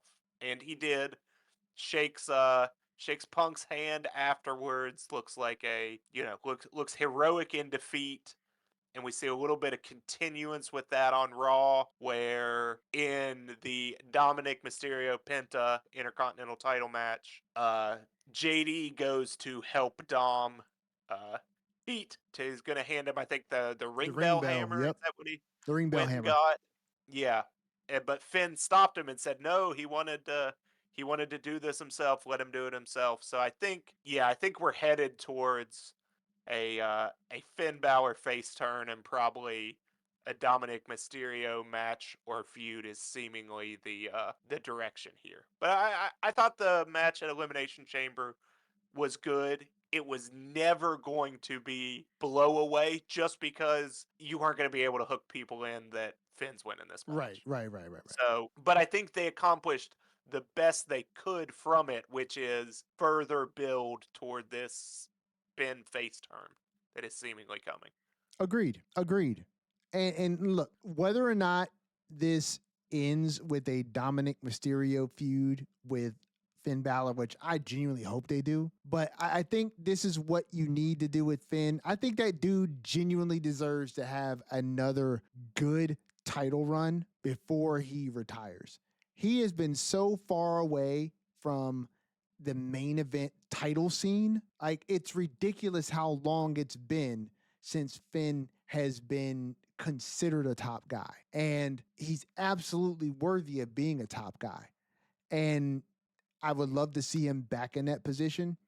And I think Judgment Day has done wonders for him because it's added some depth and some layers to him that we can play off of in the future moving forward. And you've got some storylines that are built in here that are just going to kind of write themselves, when they come to fruition. So there's one other thing on Elimination Chamber, Skeena, we have to talk about. Yeah, the main event, some would say. Some would say the main event. Some would say not. And I'll let you go because you had strong feelings about it during the live stream Saturday, and I want to see if they have changed at all. So I'm not going to bury the lead here. Some of my feelings, they haven't changed, but because the feelings that I had on Saturday were very specific. They were very specifically the same feelings that I had about WWE's presentation of talent that they're trying to debut. That has been my angst then, and it is still my angst now. I admittedly did not know anything really about Danhausen. I knew who he was, but that was to the extent. I never really watched any of his online stuff. So, that whole character of him and the cursing people and all this stuff, I had no idea. I heard he was funny.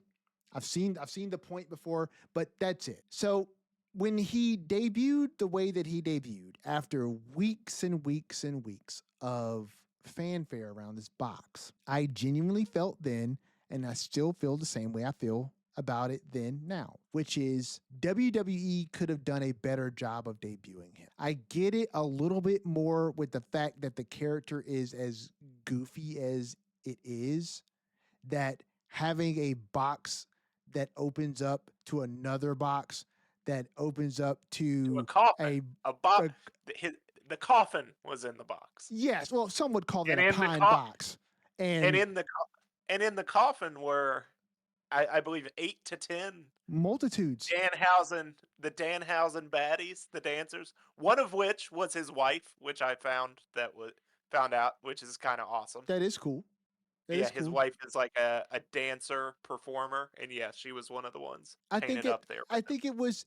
I enjoy goofy wrestling, and so it wasn't the goofiness that did not land with me. It was, why do it here in this fashion?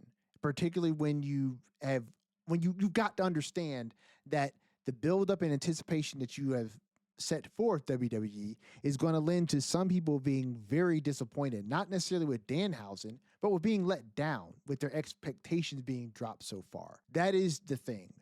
Yeah, I talked to my brother over the weekend, and my brother is a lay wrestling. He's always a good barometer. He's a good barometer because he used to really be into wrestling. He stepped away from it, and he's never really come back.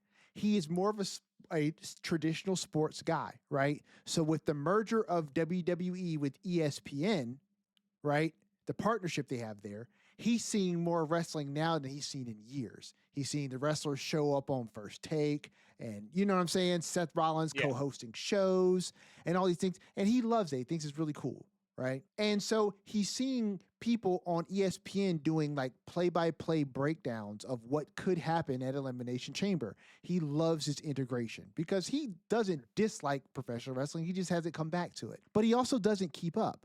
So he is a great barometer, in my opinion, for how a casual fan receives things. So, Skeena, I'm talking to him, and he talks to me about Danhausen. And what he says to me, I'm paraphrasing here, I'm not quoting him, but he says something along the lines of, I thought that it was kind of funny, but in the moment, I'm hearing about this box, and then the box opens, and this guy comes out, and I'm like, who's that? And that's the extent, you know what I'm saying, of what he said. And it just spoke to me because that's how I feel there are a lot of people who like nothing against Danhausen, nothing against what he's built for himself. I think it's kind of cool, right? And seeing him on Raw, it makes more sense to me. And it made sense. We were talking about it that look, this is going to be his role. This is going to be primarily what he does, right? And the whole cursing thing and it leading directly to Dom losing, love that. That's fun stuff. But to debut him the way that you did, knowing what the expectation was going to be, there are going to be some people who see that, and on the big stage, they see this person come out, and they're kind of like, who is this person? And if you have people who are somewhat in the know, some of those more emotional wrestling fans that we were talking about before, they're really going to have their feelings wrapped into expectations. And when you have these expectations that it could be Jericho, which admittedly, we had no indicator from WWE whatsoever. No indicator online that it was going to be blind Jericho. hope and us talking ourselves Just into blind hope and talking ourselves up, right? That we only have ourselves to blame for that disappointment. Own that. Fine. Perfect. I got that. It does not change the fact, however, that the result looked and was received the way that it was. So much so that Danhausen makes a joke about it to Adam Pearce in their backstage segment. You know, he arrived to thunderous reception Debut to thunderous applause and cheers. and cheers.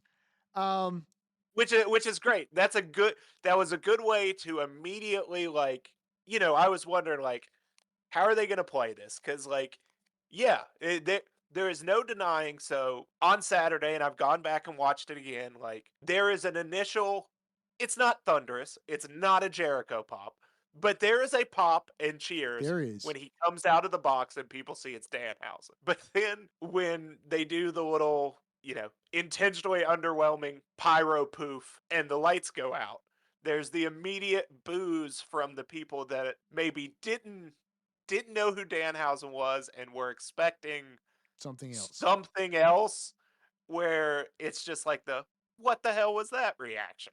Mm-hmm. And that's where the boos come in. And I wonder, I'm like, how do they play that? But I get assuaged, at least to me, within 2 seconds of him appearing on the screen on Monday, where he just says Danhausen debuted to thunderous applause and cheers. And you're like, okay, it works. That's funny because it works. Because that's exactly how that character would handle that. It makes perfect sense.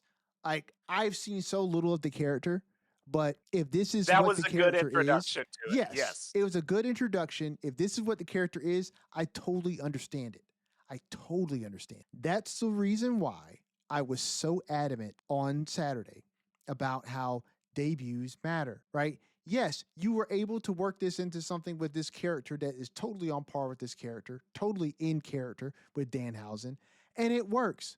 You get it. You could have done this without the chamber. If Danhausen had just showed up, like if Adam Pearce was just on the phone, take that segment, right, that happened on Monday, and Adam Pearce is on the phone talking about some vision stuff, right, and then he turns around, he gets off the phone, boom, and Danhausen just standing there like he was. Dude, I think the crowd in the stadium would have lost their mind because you're debuting him in a fashion that fits the character, right? That speaks to what the character is. And I also think you would have muted the people who booed because you're not putting them in a position where their own misguided expectations will bite them in his moment. And it's like if I was in the writer's room, I would have pitched that. I would have considered that. I would have said, hey, we need to consider the people who don't know who he is and the people who are going to have their own expectations that they may have unreasonably set for themselves disappointed. And that's on them for sure. But how is that going to play on camera, Trips? What's that going to look like? You know what I'm saying? When they're disappointed and you get these boos. We may be able to spin it, but is that how we want to debut? You know what I'm saying? Someone, but they made they did well by leaning into what Danhausen is. That segment along with the Judgment Day. Oh, you sold me there. I was sold there. I was not sold on Saturday. I was not. Well, I'm glad you got there because this I think is what it's going to be, which is great. Like I was already a fan, so I'm biased, but like I hope people enjoyed that segment on Monday as much as I did because that just fits everything. his list of demands after his great debut. Yes, And the AAA point, because one of that's the, got to be a yeah, thing. one of That's those got to be a famous thing. ones. Yep. Yes. What Which else he did he got, want? A which he hot air got balloon. He a wanted blimp, a private cameraman, a, a personal assistant, a personal personal camera assistant. boy, Yep. Hall of Fame induction this year. This year. Yeah, This year. I Yep. believe that was the list of demand housings Yep. on Yep. the Demand soggy houses. piece of paper. Yeah, because he fell in the toilet. That's And then yeah, he leads into that interaction with Finn and Dom and JD. He's like, hello Finn, hello Dom, hello. And forgets JD's name. it was. JD, I already don't like this guy. And Finn's like, come on, he's new here. Yeah, he said And he also said I think he said I think he's pretty nice. yeah, yeah, yeah. He said, I think he's nice. I Well, think he's yeah, nice. and then we get like the first part like introduces you to the Danhausen character where he's like, oh, Cold Steve. Because he thinks Adam Pierce is Stone Stone Cold. Cold. Yeah. And Yeah. he's like, Yeah. I'm Yeah. Adam Pierce. He's like, glasses disguise. Got it. I Right. got it. Yeah. And then It's good. he sees Dom's title. He's like, oh, can I have this? And Dom's like, no. In It's the fact, closest you're gonna this is ever the get. closest you'll get. And he was like, and then Danhausen was like, it's pretty close, but he Yeah, said he pretty was like, close. as close as you ever get. He says like, And so this then he's like, not nice I'm to in meet you, trouble. Yep. and not nice to meet you, You and maybe you should get are lost cursed. before something bad happens to you. Yeah. Something bad That happens to happens to me. me. Well, you are cursed. Yes, and And he then look, was. And he loses. and listen, before we got on, I went on YouTube and I watched a There we compilation go. of YouTube WWE reactors reacting to that backstage segment. And almost every single one of the reactors said the exact same thing when Danhausen cursed Dom. And that was, oh, so he's losing the belt tonight. Oh, so he's losing the belt tonight. And every single one, and it was at least 8 to 10. And so I was like, okay, I get the gist of what this character is. And I'm not mad at it. I can see wrestlers wanting to have Danhausen in their good graces and to not upset him and to whatnot. Because if they start catching on to the fact that he's cursing people and they're losing matches, then you want to have him not curse you. Listen, it's fun. It's goofy. There are going to be some people that this does not land with at all. For and sure. that's fine. For sure. But, to me, this is in league with some of the greatest backstage acts like the Yeah, and that's like the that's fashion all police. yeah, that's all this has to be. Like Agreed. occasionally he can walk to the ring and have a quote unquote match, but it's not going to be he's not going to wrestle 20 minutes you know, for the Intercontinental title and have a match of the year candidate. And he doesn't have to. No, he Like doesn't. you do that every week, every couple weeks, that's more than enough. And reportedly he is already selling a ton of t-shirts. Oh, I'm sure. I'm sure that Making all the human monies for the company. And that's before they even market the jar of teeth. He gave Michael Cole his jar of teeth on Saturday. Yeah, I am interested to see what comes of Danhausen in the WWE. I hadn't considered things like the merch, but like I said, I am very, very, very new to Danhausen. So I am learning on the fly, and I will be in the position of some of you who do not know Danhausen, and you will learn him through WWE programming right along with him. I'm gonna send you, and I'll tell all the listeners to see it. He's had a YouTube channel for a long time. I knew he did. I just My never checked it favorite out. one is him, and The Rock ended up seeing it a couple years ago when he did it. He does a review of the Zoa energy drink, and I'm not going to spoil what happens, but he reviews one flavor and reviews the original flavor, which obviously is supposed to taste like The Rock because it's The Rock's energy drink original flavor. So I'm assuming okay, so the Zoa energy drink is the Rock's energy drink. Yes, I yes, had no idea. yes, and Danhausen did a review of it. Gotcha. Yeah. Yeah, Send it to me. I'll take I'm a look. super excited for the things he did. I thought that was a fantastic debut for the character. I look, I get you're spot on about everything Saturday. Like, there are negatives to it. My perspective, which is obviously colored by being a fan before, is that the positives and what I enjoyed out of it over or outweigh the negatives.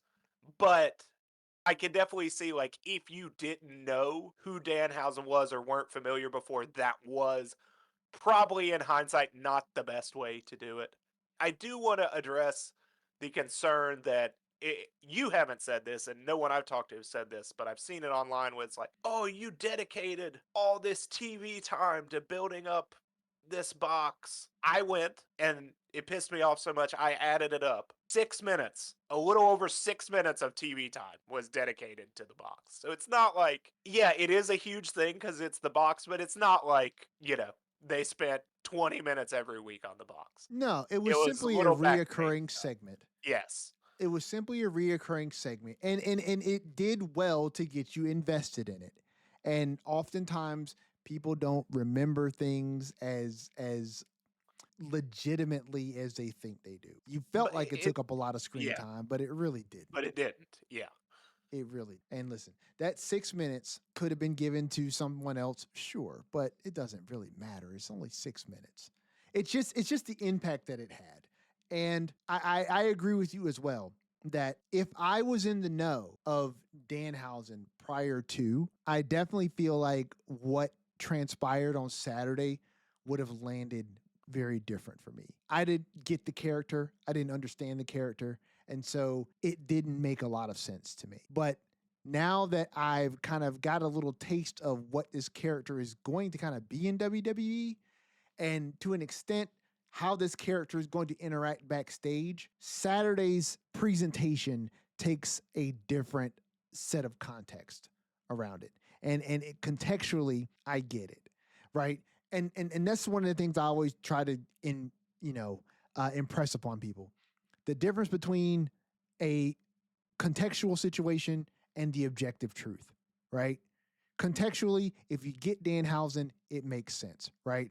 Objectively, it fell flatter than it could have been because I think that it was that the writing staff and who put that together did not take into consideration the context that is not everybody's going to know who he is. This is not going to make sense to everyone. And I feel like you could have probably debuted him in a way that would have been a bit more palatable for those who did not get Danhausen and would have absolutely struck a chord for the people who did. But, they don't hire me to do these things.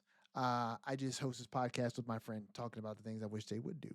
But quickly on to Raw.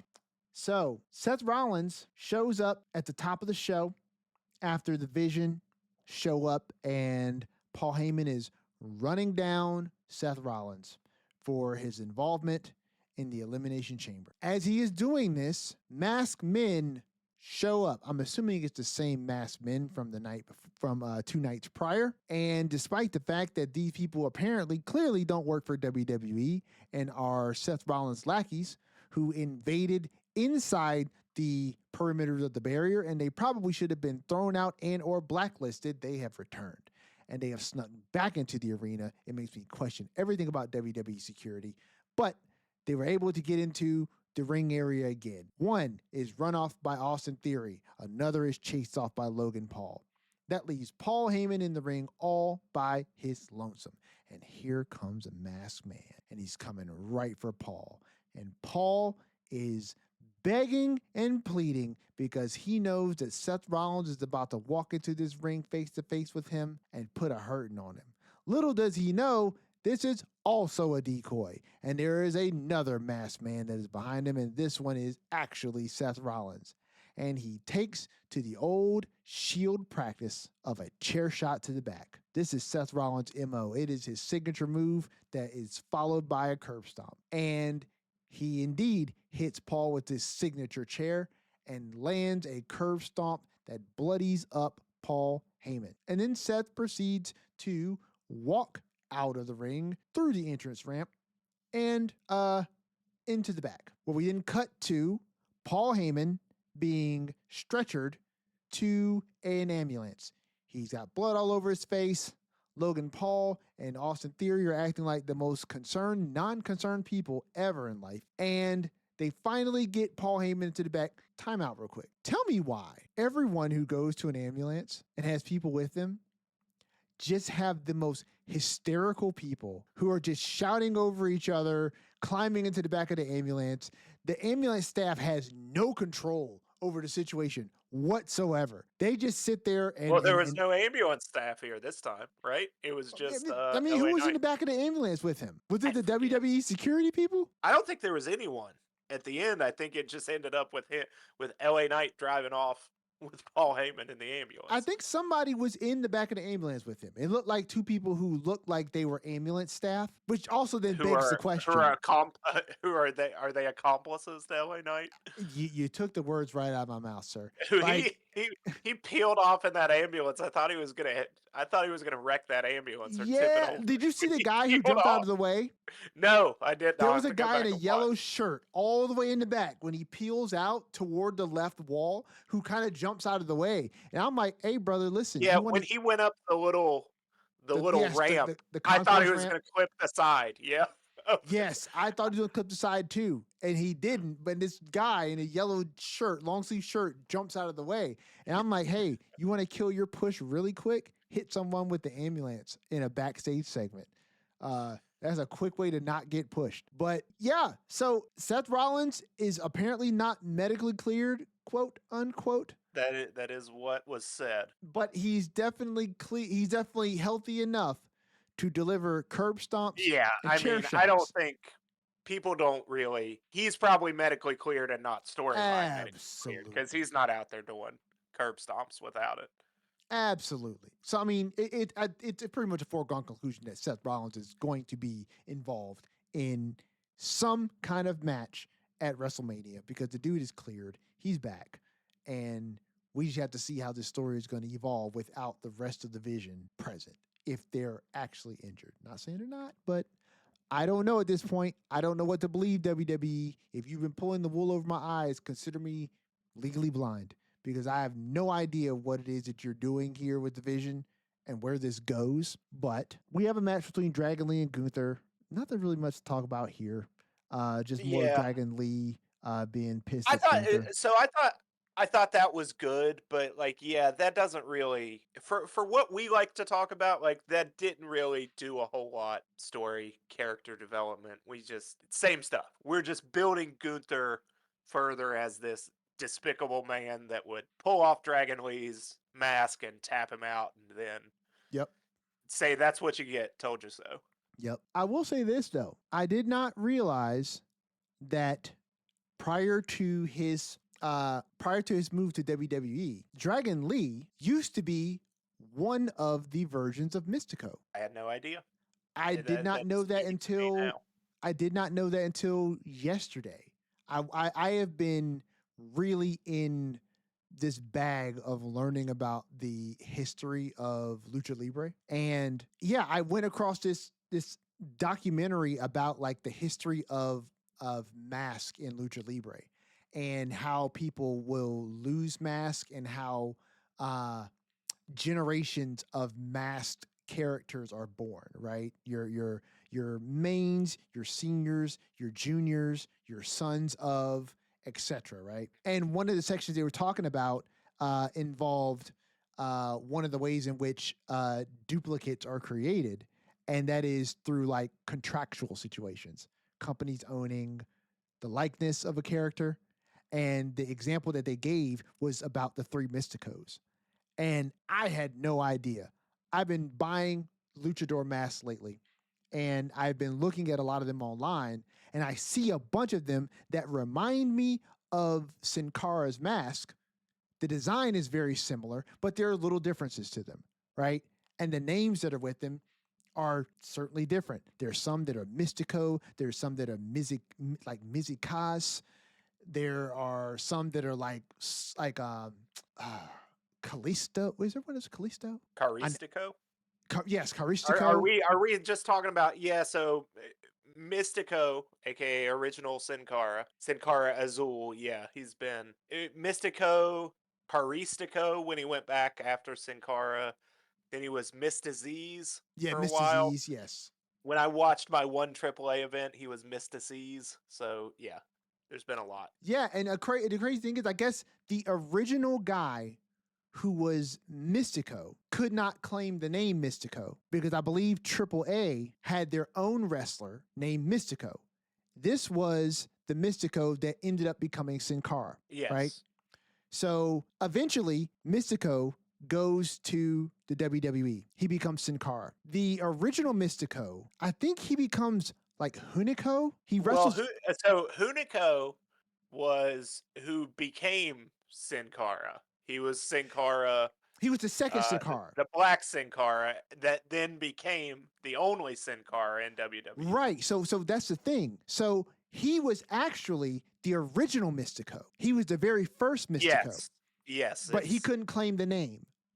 Yeah, it's He couldn't I claim the sort of name. know like a little bit of it, but yeah. Yes, so he couldn't claim the name. So then apparently when Mystico 2, we'll call him Mystico 2, which is the person who became Sin Cara. Mystico 2 goes to WWE. Mystico 1 became Sin Cara 2. Exactly, right? And he was actually Hunico when he first came to WWE, yes. right? So at the time, riding on the back of the bike with Camacho. Yes, exactly. So at that time, AAA did not have a Mystico, right? But they wanted to have a Mystico. So the third Mystico is the wrestler who is now Dragon Lee. Yes. He was Mystico there, and then he eventually comes to WWE. Mystico 2 goes back to AAA, and Mystico 3 becomes Dragon Lee. I did not know that before yesterday. I was so confused. And there have been so many different names that have been used because characters have been owned by one person, and then there's two of them at the same time. One of them loses a mask. They get a different name. It was so confusing, but it's been so interesting, so freaking fun. And it gave me a different respect for Dragon Lee. Not that I didn't respect him, but like Mystico is such a big name in Lucha Libre. And I did not realize he was a part of that lineage, right? And I just learned so much about wrestlers who have come over here from AAA and have been in the lineage of some major names in Lucha Libre wrestling. And they've come to WWE and they've taken on other names. And they kind of get lost in the sauce in WWE. Like something with Kalisto too. Like, I can't remember. He was somebody else as well. I think he was one of the Parkas. I believe he was one of the Parkas. One of the mini Parkas. But yes, we had that match there. Sorry about your little Lucha Libre segment there, guys. But I'm genuinely entrenched in this. I love it right now. I'm diving deep into the rabbit holes. I think so. Yeah, I think really the only big thing we got to cover is the main event segment between Roman and CM Punk. We get our tribal chief coming back. One of his, I think we've got 4 more appearances after this. So he'll be there 4 more shows before WrestleMania. But yeah, we get another promo segment between them. And if last time was Roman's time to get the shot in and drop the mic with the "I hate you," I think this is they let CM Punk get the shot in. And you said you had some thoughts about it, so I'll just let you go. I'm wondering if this is out of gas already. No. You say that, but I'm listening to this promo on Monday, and if this was Punk's mic drop moment like Roman had, I was sorely disappointed. I thought that Punk's promo was just fine. And I thought that the way he ended it with like burying him like his dead dad, it sounded like such a like 1996 playground insult that hurt someone's feelings. And if you're right there before the bully, you're going to laugh or you're going to go, oh, but the crowd was flat. They were flat AF on that line. And I think it was very indicative. If you look at the audience, my mentality, my MO is to look at the fans. And when the fans react a certain way, they are a litmus for what the general audience thinks. Because I think that the fan base that goes to these shows are made up of a lot of different types of fans. Hardcore fans, lay fans, it's something to do, it's fun, it's in town. You want to take your kids, but you're less interested than your kids are, right?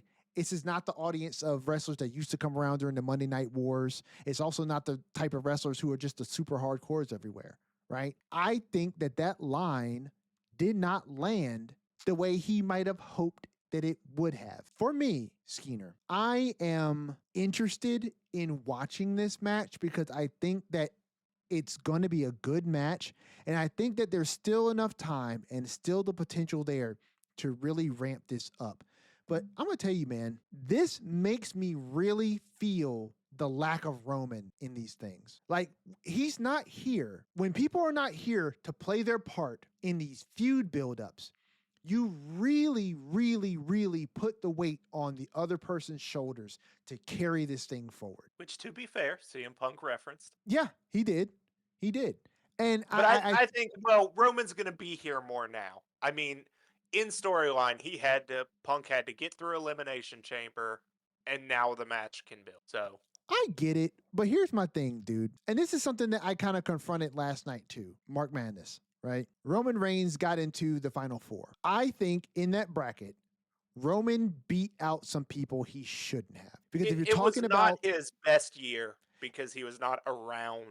But that's Roman in general. Like, if that is the criteria for him not having his best year, he should never make the Final Four because the dude's not around. It's not fair to people who have been. That was my thing. I was playing that Mark Madness straight. Are you looking at the bracket? Yeah, I am. Okay.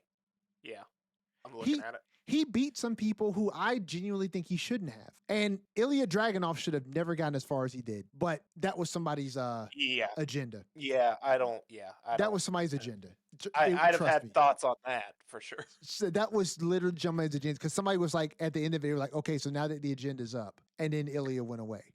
But I don't think Roman, sometimes I feel like the people who really love Roman will cover for the fact that he's not here. I think whenever Roman is here, I love it. I think it's great. I have not had a negative thing to say about Roman and his promos, his presence, his matches, or anything like that.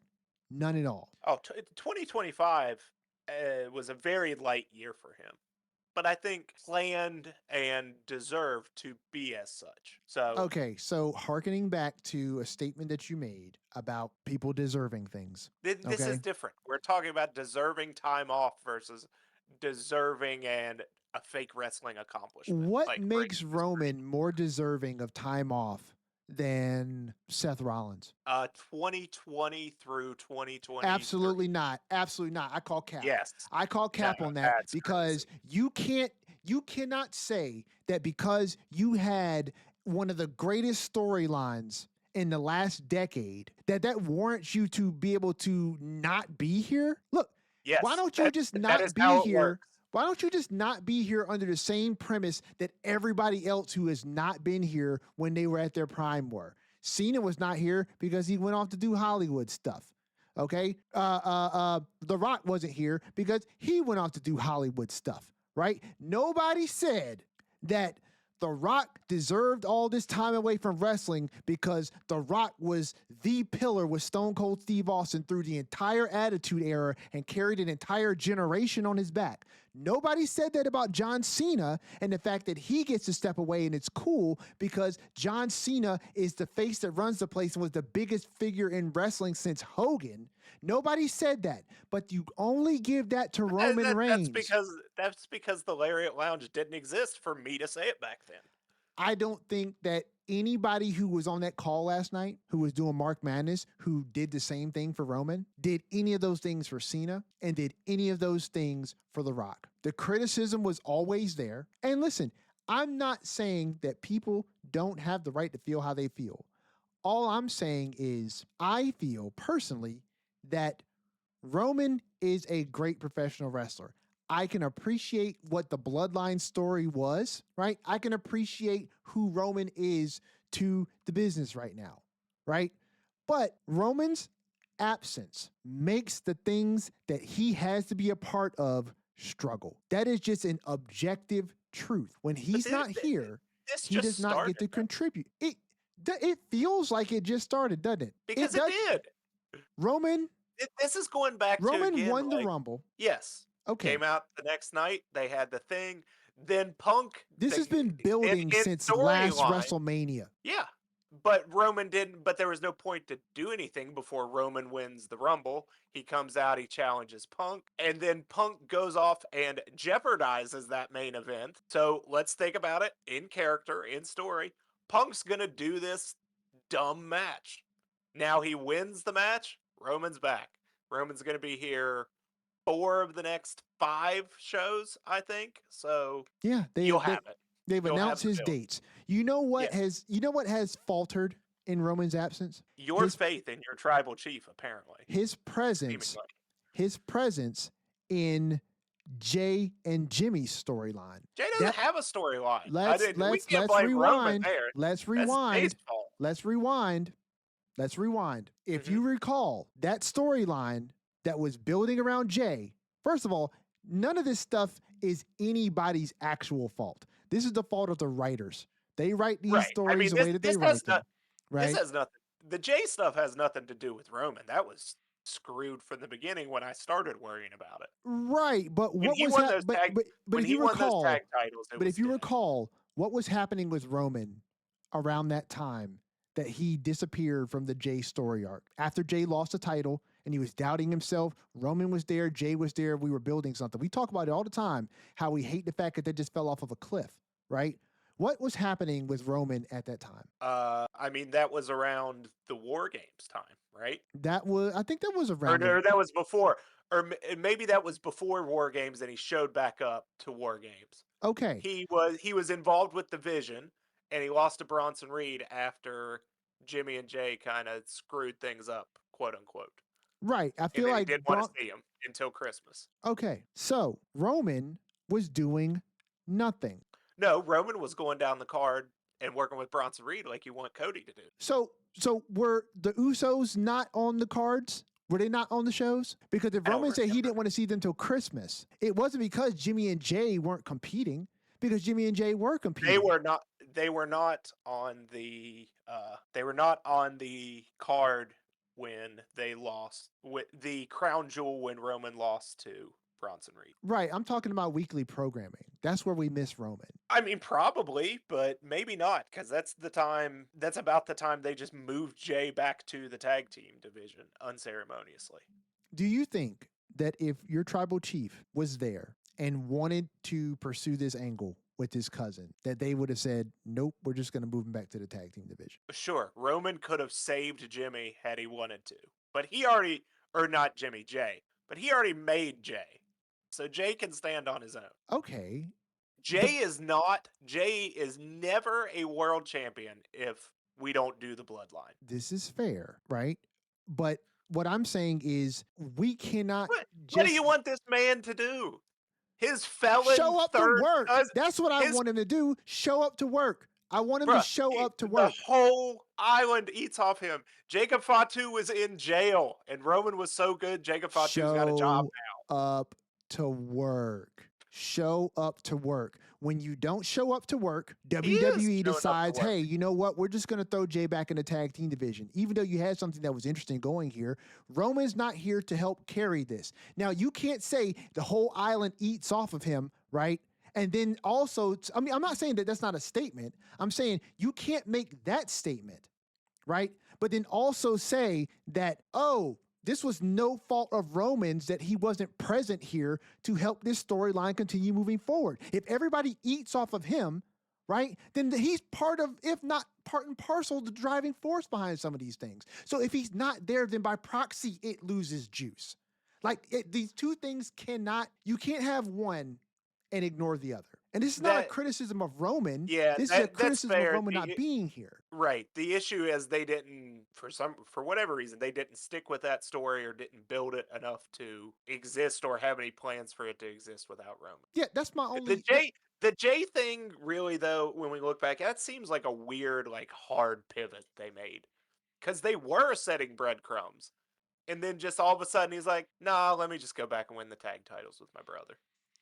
That seems like they thought, when I say they, WWE, the writing, the booking team, whatever we want to call it, thought, this isn't working, let's pivot. Yeah, but I also feel like that storyline with them, with Jimmy trying to get Jay's head back in the game, right, was on the tail end of what they were building between Jimmy, Jay, and Roman. Roman goes away. Jimmy and Jay move forward, winning the tag team championships, right?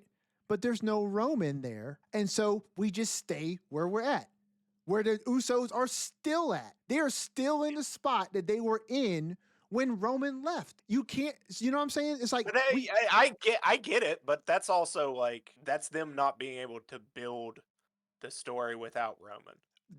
Right. The writers not being able to build the story without Roman because Jimmy and Jay are not writing the story themselves. But I don't think now Roman has to be responsible for that. I'm not He can't saying just Roman's make every responsible. show This is because I'm not running offense against Roman. And so there's no need to run defense for Roman because I'm not running offense against him. Some of this was some offense. I'm saying Roman, you got on offense a little. When Roman's not here, the storylines that he is a part of suffer. That's where I started from. The thing with Punk is that I believe this has suffered because of Roman's absence. I think if Roman was here, this would be better. Because he's not, it's not as good. And I think that if this is what CM Punk was supposed to be doing here, this was his get back from Roman's first promo, I think that it kind of falls flat. I think it kind of fell flat. I think that the punchline didn't really land. That last shot about his dad seemed like a low blow that was unnecessary. It wasn't even like a, ooh, gotcha moment. It was just kind of like, why'd you say that? And it just did not work, right? Yeah, we're going to have Roman here now. And I think that we'll be able to pick this up and it'll build, right? But man, like, where are we going to go? Where are we going to go to build this? I have faith in WWE's writing team. I have faith in Punk. I have faith in Roman. But right now, I don't know where this is going to go. I am not someone who just has blind optimism for the tribal chief. I'm just not. And it's not me. That doesn't mean that I don't. That's where you're just wrong. What? That blind? I'm wrong for not having blind optimism? In your tribal chief, yes. That's crazy talk. That is crazy talk. That is crazy hasn't talk. Steered me wrong yet.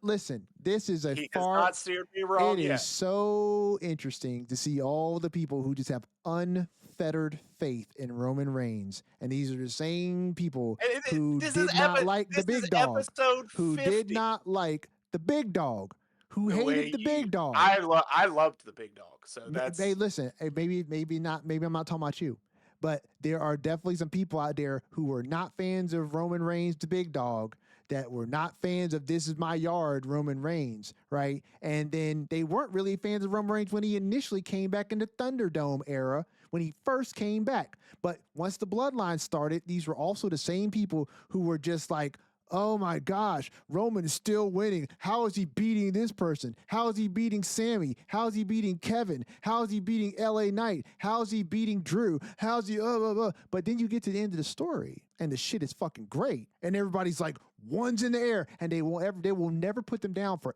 anything. And I'm not telling you to put them down. I'm not telling anybody to dislike Roman. I don't dislike Roman. All I'm saying is it is a realistic take that storylines suffer when Roman is not here. I'm just not someone who believes that you can create a coin and on one side of that coin say that Roman is the glue that binds great stories, right? And then on the flip side, ignore the opposite, which is that if he's not here, stories are not glued as tight. One has to be true if the other is. Correct. But I don't think that's the curse of the greatness is like, yeah, the stuff he's involved in is probably some of the best stuff. And when he's not involved in stuff, it's not as good. Sure, that is very true. That's the curse of there only being one Roman Reigns. Right, but here's the difference. Here's the difference in maybe our perspectives. The writers don't write Roman to be away as long as he is. That's a Roman Reigns decision. And do we know that? I'm sure. I'm sure if the caveat is if Roman wanted to show up to work every week, yes, he could. But are they telling him, hey, we really need you here, and he's saying no? Oh, I'm not saying that. That's not that. Yeah. But that's a different narrative, right? You're creating a narrative. But I think him, and he's saying no. I think that may be a little the difference between The Rock. I think they're like, hey, Rock, we started this stuff with you and Travis Scott. You plan on coming back anytime soon? Well, He's we probably like, hold on, no, no. because listen, I'm not. I don't know what the situation is with that. It seemed like he was having those health concerns because he lost a lot of weight around that time when Okay. they want him to come back. Now, And so, Travis Scott, though. Travis Scott did do that. He right. was Well, just like, Travis Scott nah, did come I'm back. out. Well, Travis Scott came back for a while, but then he didn't, right? Because he was showing up minus. Then he was just out. Right. And then he was just out, right? But I think that with The Rock, with Cena, and with Roman, I believe that these guys have some latitude over their contracts, right? I'm not one who, I don't like hypocrisy, right? So you can't say that someone who had such a great storyline with the bloodline deserves to have a contract established where he doesn't have to work as many dates, but then also say on the flip side, he has no control over the dates when he shows up. You can't say those two things and Okay. both of them be That's true. fine. That's right? fine. So it's a choice that he works the schedule that he works, Yes. right? It's a choice for him to do that. It is also then by proxy that storylines that would be more well glued together with his presence would suffer if he's not here. So if you Yes. build things storyline wise that have Roman in them, when he goes away, those storylines are going to suffer with his lack of presence. Yeah. Okay. I mean, that's just part of it.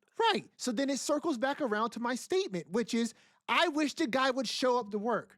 Because if he showed up to work, I the do stories too, would be but that's glued not better. gonna happen. But it's just that's not gonna happen. And that's going to forever be We my we are complaint. we are past the days where Roman Reigns is making every town every week. Listen, you know what? If that's the case, then you just need to book Roman like The Undertaker. You need to book Roman like The Undertaker in his latter years, right? You didn't build storylines around The Undertaker. It was just around WrestleMania. And that's when... Is that not what we're doing? No. That's what we're doing. No. Yes, it is. No, you build Roman into these stories tangentially through the year, even though he's not here.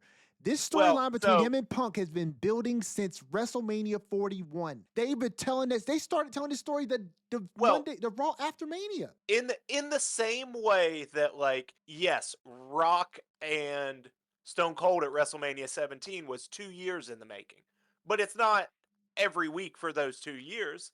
It heats up 6 weeks before WrestleMania, which is kind of what we're doing here. I think in 3 weeks you'll feel different. I have no doubt. That's never been in question, right? But I am also someone who lives in the here and now and sees tomorrow, right? These two things can exist at the same time. I can understand that I have faith, like I said, in the writers. I have faith in Roman. I have faith in Punk, that they will be able to pull this together and make something that I'm really interested in. And right now, I'm looking at this promo and I'm questioning what it is you're going to come up with next, because I can't think of it, because I don't see any groundwork that is laid. These two promos that have happened, the first one, excellent. Roman landed that plane, right? This second one, not quite as much. Okay, so are we not getting into fisticuffs before Mania? Because if all we're going to do are these back and forth segments in the ring, I don't know. That thread was wearing a little thin last year. I'm not talking about just with Roman. I'm talking about the way that WWE attempts to fast build things during Mania season. If I had my way, right, they will be laying breadcrumbs for stories, right, that they're building to Mania well before January, right? So you've got things that you can reach back in the bag with and latch on to tie into your Mania build. But these things have been tangentially tied to Roman over 2025, but he hasn't been here enough to really lace these things in. If Seth Rollins had not gotten hurt, Roman wouldn't even be in this picture. He wouldn't even be in this picture. It would have been Seth versus Punk, because WWE has been telling a consistent story with Punk and Seth across the better part of 2025. They've both been here. They've both been here to write this story. And if he had never gotten hurt, all of this would have played out, but Roman wouldn't have been the person here. It would have been Seth. And so, I don't know. I don't know exactly how we squared the circle otherwise, but it looks like a lost Skeeter.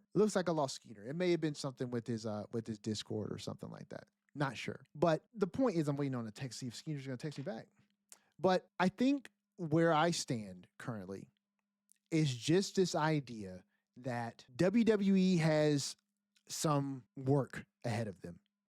They have some work ahead of them in order to build out Punk versus Roman. Do I think that it's possible? Yes, I do. I think it is absolutely possible for WWE to put together a story that is going to work well, that is going to feel great. And WrestleMania has a way about bringing the energy and the excitement into the event. Now, the dwindling ticket sales is something, and it doesn't seem like a lot of people are really into this right now, but I think that there is room for things to improve. Skeena has returned. I don't know if you saw my text. The power flickered and the power went off real quick, but yes, I am back. So Okay.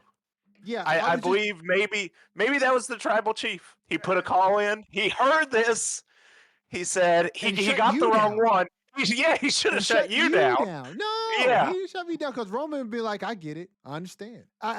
Crazy. At the end of the day, like I was just saying here for the listeners, at the end of the day, I have faith that the program will be pulled together. I have faith in all parties involved, both wrestlers and the writing staff, to pull together something that is, I think, really going to be fun and engaging and interesting to watch. They typically do a good job, and all the people involved are really good at what they do. Roman and Punk, right? And WrestleMania always has this tendency to bring out the best in WWE storytelling. So I have no doubt that this is going to turn out well. I'm just someone who can see the multi-side angles of the Tesseract. Like, I understand. Whoa, what a reference. Yeah, I love that word. But I can see many angles, and it doesn't mean that because one is true, that another is false. I think that a lot of things can be very true at the same time. And I know that we're likely not to get a 2026 where Roman, has 40 dates. Like, we're not likely to get a Roman Reigns 2026 where he has 55 dates on the calendar, right? I get it. I get it. I had to mourn our tribal chief's, schedule. I'm there. You're at a different stage of the grief than me. That's okay. You're at what, acceptance? Yes, I've long since accepted that despite the fact that I would like our tribal chief on my TV every week, it's not going to happen. And that's okay. It's okay. You'll get there. You'll get there, brother. What stage of grief do you think I'm at? I'd love to know that. Don't say denial and anger. Don't say denial. Denial and anger, I believe. We're mixed in there somewhere. So I'm angry that the tribal chief is not showing up to work. Yes. Seemingly, yes. You'll get there. Look, it's tough. It's tough. I wonder, is that a stage of grief for me, or is it just anger? It's one of the stages of grief. Anger is indeed a stage of grief, but am I grieving? I grieving? You are grieving. You are grieving. Not seeing everyone your tribal who's chief angry every is week. grieving. Not everyone who's angry is grieving. I'm not grieving. I am. You are grieving honestly, our tribal chief not being on TV weekly. You know what? I'm not even angry. I think it just bugs me. It just bugs me because when you announce that Roman Reigns is returning, right? After the last time he returned, and he comes out and he doesn't really get into what he's saying because Punk comes out, right? And this is really Punk's turn to go here, right? Punk is the one who gave a promo who I believe 80% of the way there, I was like, I like this. But I am also a person that's like, brother, you got to stick the landing. Like, the landing matters just as much as the rest of it, right? If you don't stick the landing, the trip is for naught, right? So he didn't stick the landing. The landing did not stick. And I'm thinking back to myself, okay, why did this not land? Why did this not land? You've been able to, CM Punk, cut promo after promo after promo about Seth that land, about Finn that land, right? Now you're here with Roman and you can't get one that lands. And now I'm looking at, okay, well, let's look at the context of the promo, right? What is it that we've been talking about this entire time. The Shield, people leaving, people being made to feel like their journey is harder because of things that people have said on podcasts. I hate you. This is eerily similar to Punk and Seth and a lot of the same complaints. It's the reason why I postulate something like, are we out of gas? Not because we're not going to get there. Not because we're not going to get to Mania. Not that we're not going to build it and it's going to be great. But is this it? Is this all we're going to talk about the entire time? The same stuff that Punk and Seth talked about? I see Punk trying to step outside and pull something new in by bringing in, the Wild Samoans. But that didn't even land because there's no actual relevance between the two of them. It was just a personal insult, right? And I think that's why it didn't resonate with people. Yeah, I get that, and I thought about that when it happened. Yeah.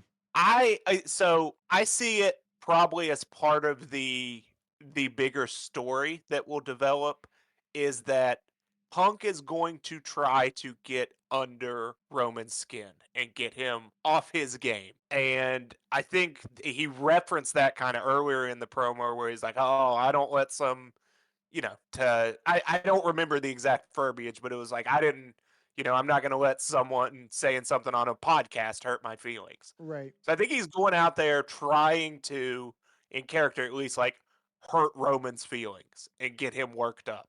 Yeah. And I think that's the goal here.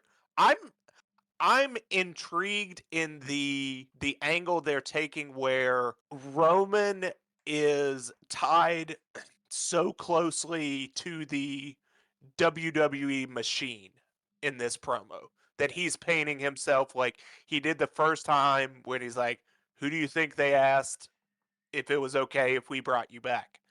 And now in this promo, he's saying, "Oh, we brought you back. Specifically, we brought you back to entertain the 30 to 40-year-old virgins living in their parents' basements. Yeah, yeah. And, we brought you back to sell some t-shirts and do this. And then after I'm done, we're going to send you on a retirement tour to NXT to train the next generation." So that's an angle I'm interested to see where they go, where, Roman is WWE in this storyline. He is one of the ones making the decisions, which I don't think that's really a thing. I mean, they probably did. They may have been like, "Hey, is it cool if we bring this guy back? He said some things about you." I'm sure Roman was like, "Yeah, cool. I don't I care." highly doubt that. I You don't highly think doubt they ran you it don't by think Roman or Seth. Okay, But I don't think it's a they great ran it storyline. by as in I don't think they ran it by as in like, "Hey, is this okay?" But It they was probably probably were like, like, hey, we're "Hey, bringing back heads Punk. up, we're gonna do this." Yeah, Yeah. and listen, I totally buy that, right? Because you're dealing with somebody who you may have had some personal animus with, right? Whether that is Oh, there was personal oh, animus I'm between. aware, but what I'm saying is whether or not the animus was turned up to 11 in the way that is portrayed in the story, we don't know. Oh, absolutely not. You know what I'm saying? So I think it works well for the story, right? And yeah, I think it does introduce an interesting angle that you could play at. You could tie in this idea that Roman is, oh, so you're the corporate guy now. You're the corporate stooge now. You know what I'm saying? You're the next in line from I think Dwayne, aren't you? I think You- that'll probably come into play. you're the I next think Dwayne. I think Roman brings up Larry in the next promo, because I think if he's gonna go dead dad, Roman's got to go dead dog, right? Like, He it's a could. natural evolution here, He could. probably. But yeah, it was not. Yes, while this was great, I don't think for me it did not match the initial promo. But No. that's me saying like, okay, this was a 9 to 9.5 out of 10, and that was the before was really a 10 out of 10 to me. That's a generous rating there. I think the first one, the one where Roman kind of went off in the end, I would say that one, the way it struck me, that was certainly around like an 8.5 or a 9. That was high. That was legit sauce right there. I think Tough grader, man. this one I think was more along the lines of like a 7. Like Punk has delivered better promos against Seth. Oh, but this can't be a 7 than the AJ Lee. You can't agree with me that that's a 7 for you. Hold up. Because this was way better than what his wife said. I didn't grade AJ's promo. Yeah, but you said, like, you agreed with my grading, sort of Right. insinuating that it was Okay, around I the understand same what you're for you. saying. I agree Yeah, with your grading in the sense that your yeah. scale and my But you scale know would, where I grade, yeah. yes, your scale and my scale would align in like where the measurement, where the meter goes, but not necessarily how we're measuring the meter. What the hell are we talking about? I think AJ Lee's promo was not a 7. I think it was more like a 6. Okay, But I think there my we go. grading scale is harder. Even, you know what I'm Whoa, it's saying? a 6. So it's a 6 and this is a 7? I think that Punk's promo, in comparison to his That's body of work, rough. right? Yeah, I would call this a 7. He's delivered way better promos in the calendar year with Seth. Way better. Do you disagree? No, that's true. I'm just being honest. Like, But I'm I'm just just being now honest. I'm taking issue with the reference, the frame of reference that this was just a tick better than the AJ Lee promo from earlier in the night. You know what? Maybe I'm being too generous with AJ Lee I because it think you're wasn't being that great. I think you're being too harsh on CM Punk. I don't know. I think I'm being too generous with AJ. Maybe I should give it like a It's, 4. look, That would sometimes make more sense. sometimes Barry Bonds is gonna hit a double. Listen, It's not gonna get over the line, but it's gonna be a screen, or it's not gonna get over the wall, but it's gonna be a screaming line drive. that's when And that yeah, bat. That's when that bat's and not corked. yeah, oh come on now, That's when that bat's not corked, homie. come on now. Put Barry Bonds in the Hall of Fame. I'll say that. Hey, listen, I'm not in control, and we'll see one day. Put the But GOAT in the Hall of Fame. I said it. look, we'll see, man. Look, Elimination Chamber has wrapped, and we are on the road to WrestleMania. So Yep. we've got the pieces. Hopefully not in the car with LA Knight driving, because we Yeah, may not make it. that's Because a we may not make it. Now, yeah. That's a risky ride. That's a risky ride. I would stay very far behind that car. It just when it goes left, you go Yeah, right. yeah. But we got the pieces of on the board, and we just now have to see where WWE decides to put these pieces of the puzzle, and we'll go from there, man. But Skeener, before we wrap up, what is your takeaway from this week in wrestling, from Friday Night SmackDown all the way through Elimination Chamber to Monday Night Raw? So I was thinking about it, and you kind of hit on the exact sentiment earlier.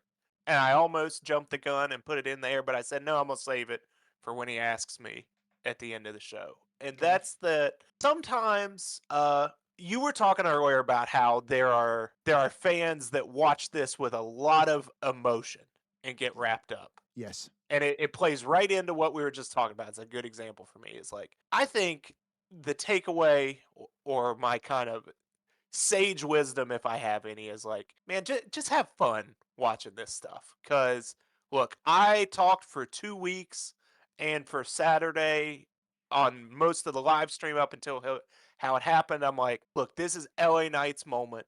He is going to win the Elimination Chamber, and this is the time. And that obviously didn't happen. And, you know, instead of having the visceral reaction and shitting on everything and not having fun, I got to enjoy, LA Knight's not going to be wrestling for his championship at WrestleMania, but I could still enjoy him showing up and driving the ambulance and being just a crazy character on Monday. And I think that's an attitude and almost a skill that is lost on some wrestling fans, is just have fun.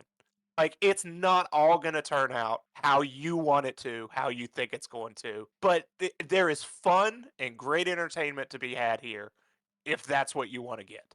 So seek that, and everything will be so much better. I hear you. So I think my takeaway for this week is patience is a virtue that does not have to be silent. Danhausen is an interesting character. There was never a part of me that did not think that he could be an asset to the program. I did not like the way he was presented. I still believe that he could be presented better. And I would hope that WWE would make some changes, though, that machine is far bigger than you or I, and our voices probably don't hold the type of weight that we would like for them to do at times. But there are people, to speak about the emotional ones that we were talking about, right? There are people who were probably displaced by Danhausen's presence and his debut at the Elimination Chamber. It rubbed them the wrong way. They were likely the ones who booed. And from that day forward, they will probably not give Danhausen a chance, a shot in hell to do what it is that he does best.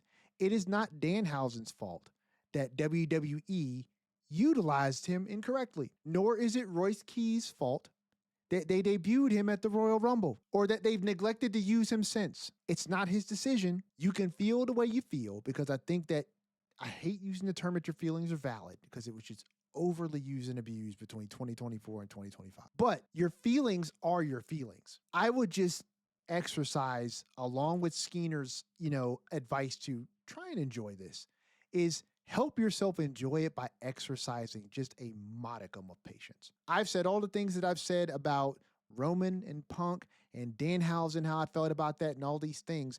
And yet and still, I will sit here and I will patiently wait to see what comes next, because I have faith in a company that did give me things like the Bloodline storyline, that did give me things like Rock and Austin, that did give me all of these things that I enjoy. They have built equity with me. And so I feel that you can allow two things to exist at the same time: your feelings in the moment and the ability to exercise patience.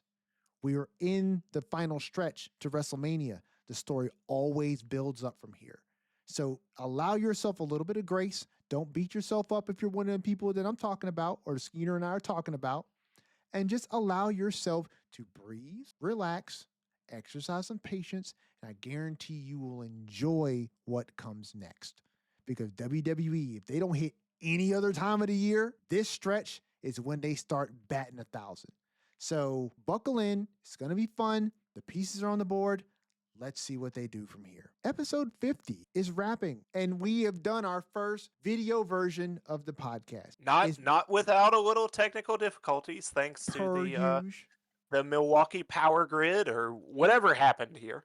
So. Per usual, and depending on if I can figure out editing, they might not even see that part. Editing video with audio is a slightly different thing than just audio. So, we'll see. It's already like 7 something. So I wonder how long it's going to take me to figure this out afterwards. We're flying at the seat of our pants here, people. I spent all day figuring this out, and the editing part I'm going to have to figure out after. So, but we're here, we're doing it. And so, I'm glad that you guys are able to engage with us in this way. I definitely think this visual aspect of the podcast, Skeener, is an upgrade.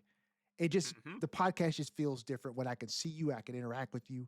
And I feel like the fans are going to get it in the audio format. And if you watch this, you're absolutely going to enjoy it, because I'm enjoying making it. We're enjoying doing it. And so I hope that you all embrace it, that you like it, and that it becomes a part of your everyday weekly schedule. Skeener, please let our friends know all the places that they can get the Lariat Lounge. The Lariat Lounge is now coming at you video, live, in color. You can see us. We're going to be coming at you once a week, every week, at the Lariat Lounge on YouTube. Search up the Lariat Lounge. You'll find us. That's where you'll find the podcast videos, old episodes where the live streams will be going up, where you can comment, send us messages, give us those nice big thumbs up, subscribe, all that jazz. You know what to do. We're still coming at you as an audio podcast on Spotify, on Apple Podcasts, wherever else you get your shows, we'll be there. That's where you can find us. We're over on Instagram at the Lariat Lounge Podcast. You know the DMs are open. You can interact with us there. We're going to be getting videos and clips from the shows up there, hopefully exploring some other social media soon. And as always, last but not least, that currently desolate inbox over at the Lariat Lounge at gmail.com. I'm shaking Gage is because it's there. cold. Gage is sitting there very lonely. So if anyone wants to join him in that inbox, please feel free at the Lariat Lounge at gmail.com. Yes, help Gage out. Gage has been trapped in the inbox at Gmail for months now. Like, I need somebody to rescue him. I was surprised to see him in the chat last night because I thought he had escaped. But then I looked and he's still the only one there. So I need you all to help Gage out. Join him in the void that is the Lariat Lounge at gmail.com. And I'm sure at some point, someday, somebody may rescue you. No promises, but hey, it's email. Listen, we enjoyed you guys this week, man. Come back next week where we will be talking all things WWE for each and every one of you. It's been fun, and I cannot wait to do it with you all again. From your host, Everson Godfrey, co-host Andrew Skeens, this has been episode 50 of the Lariat Lounge. Please watch yourself on the way out.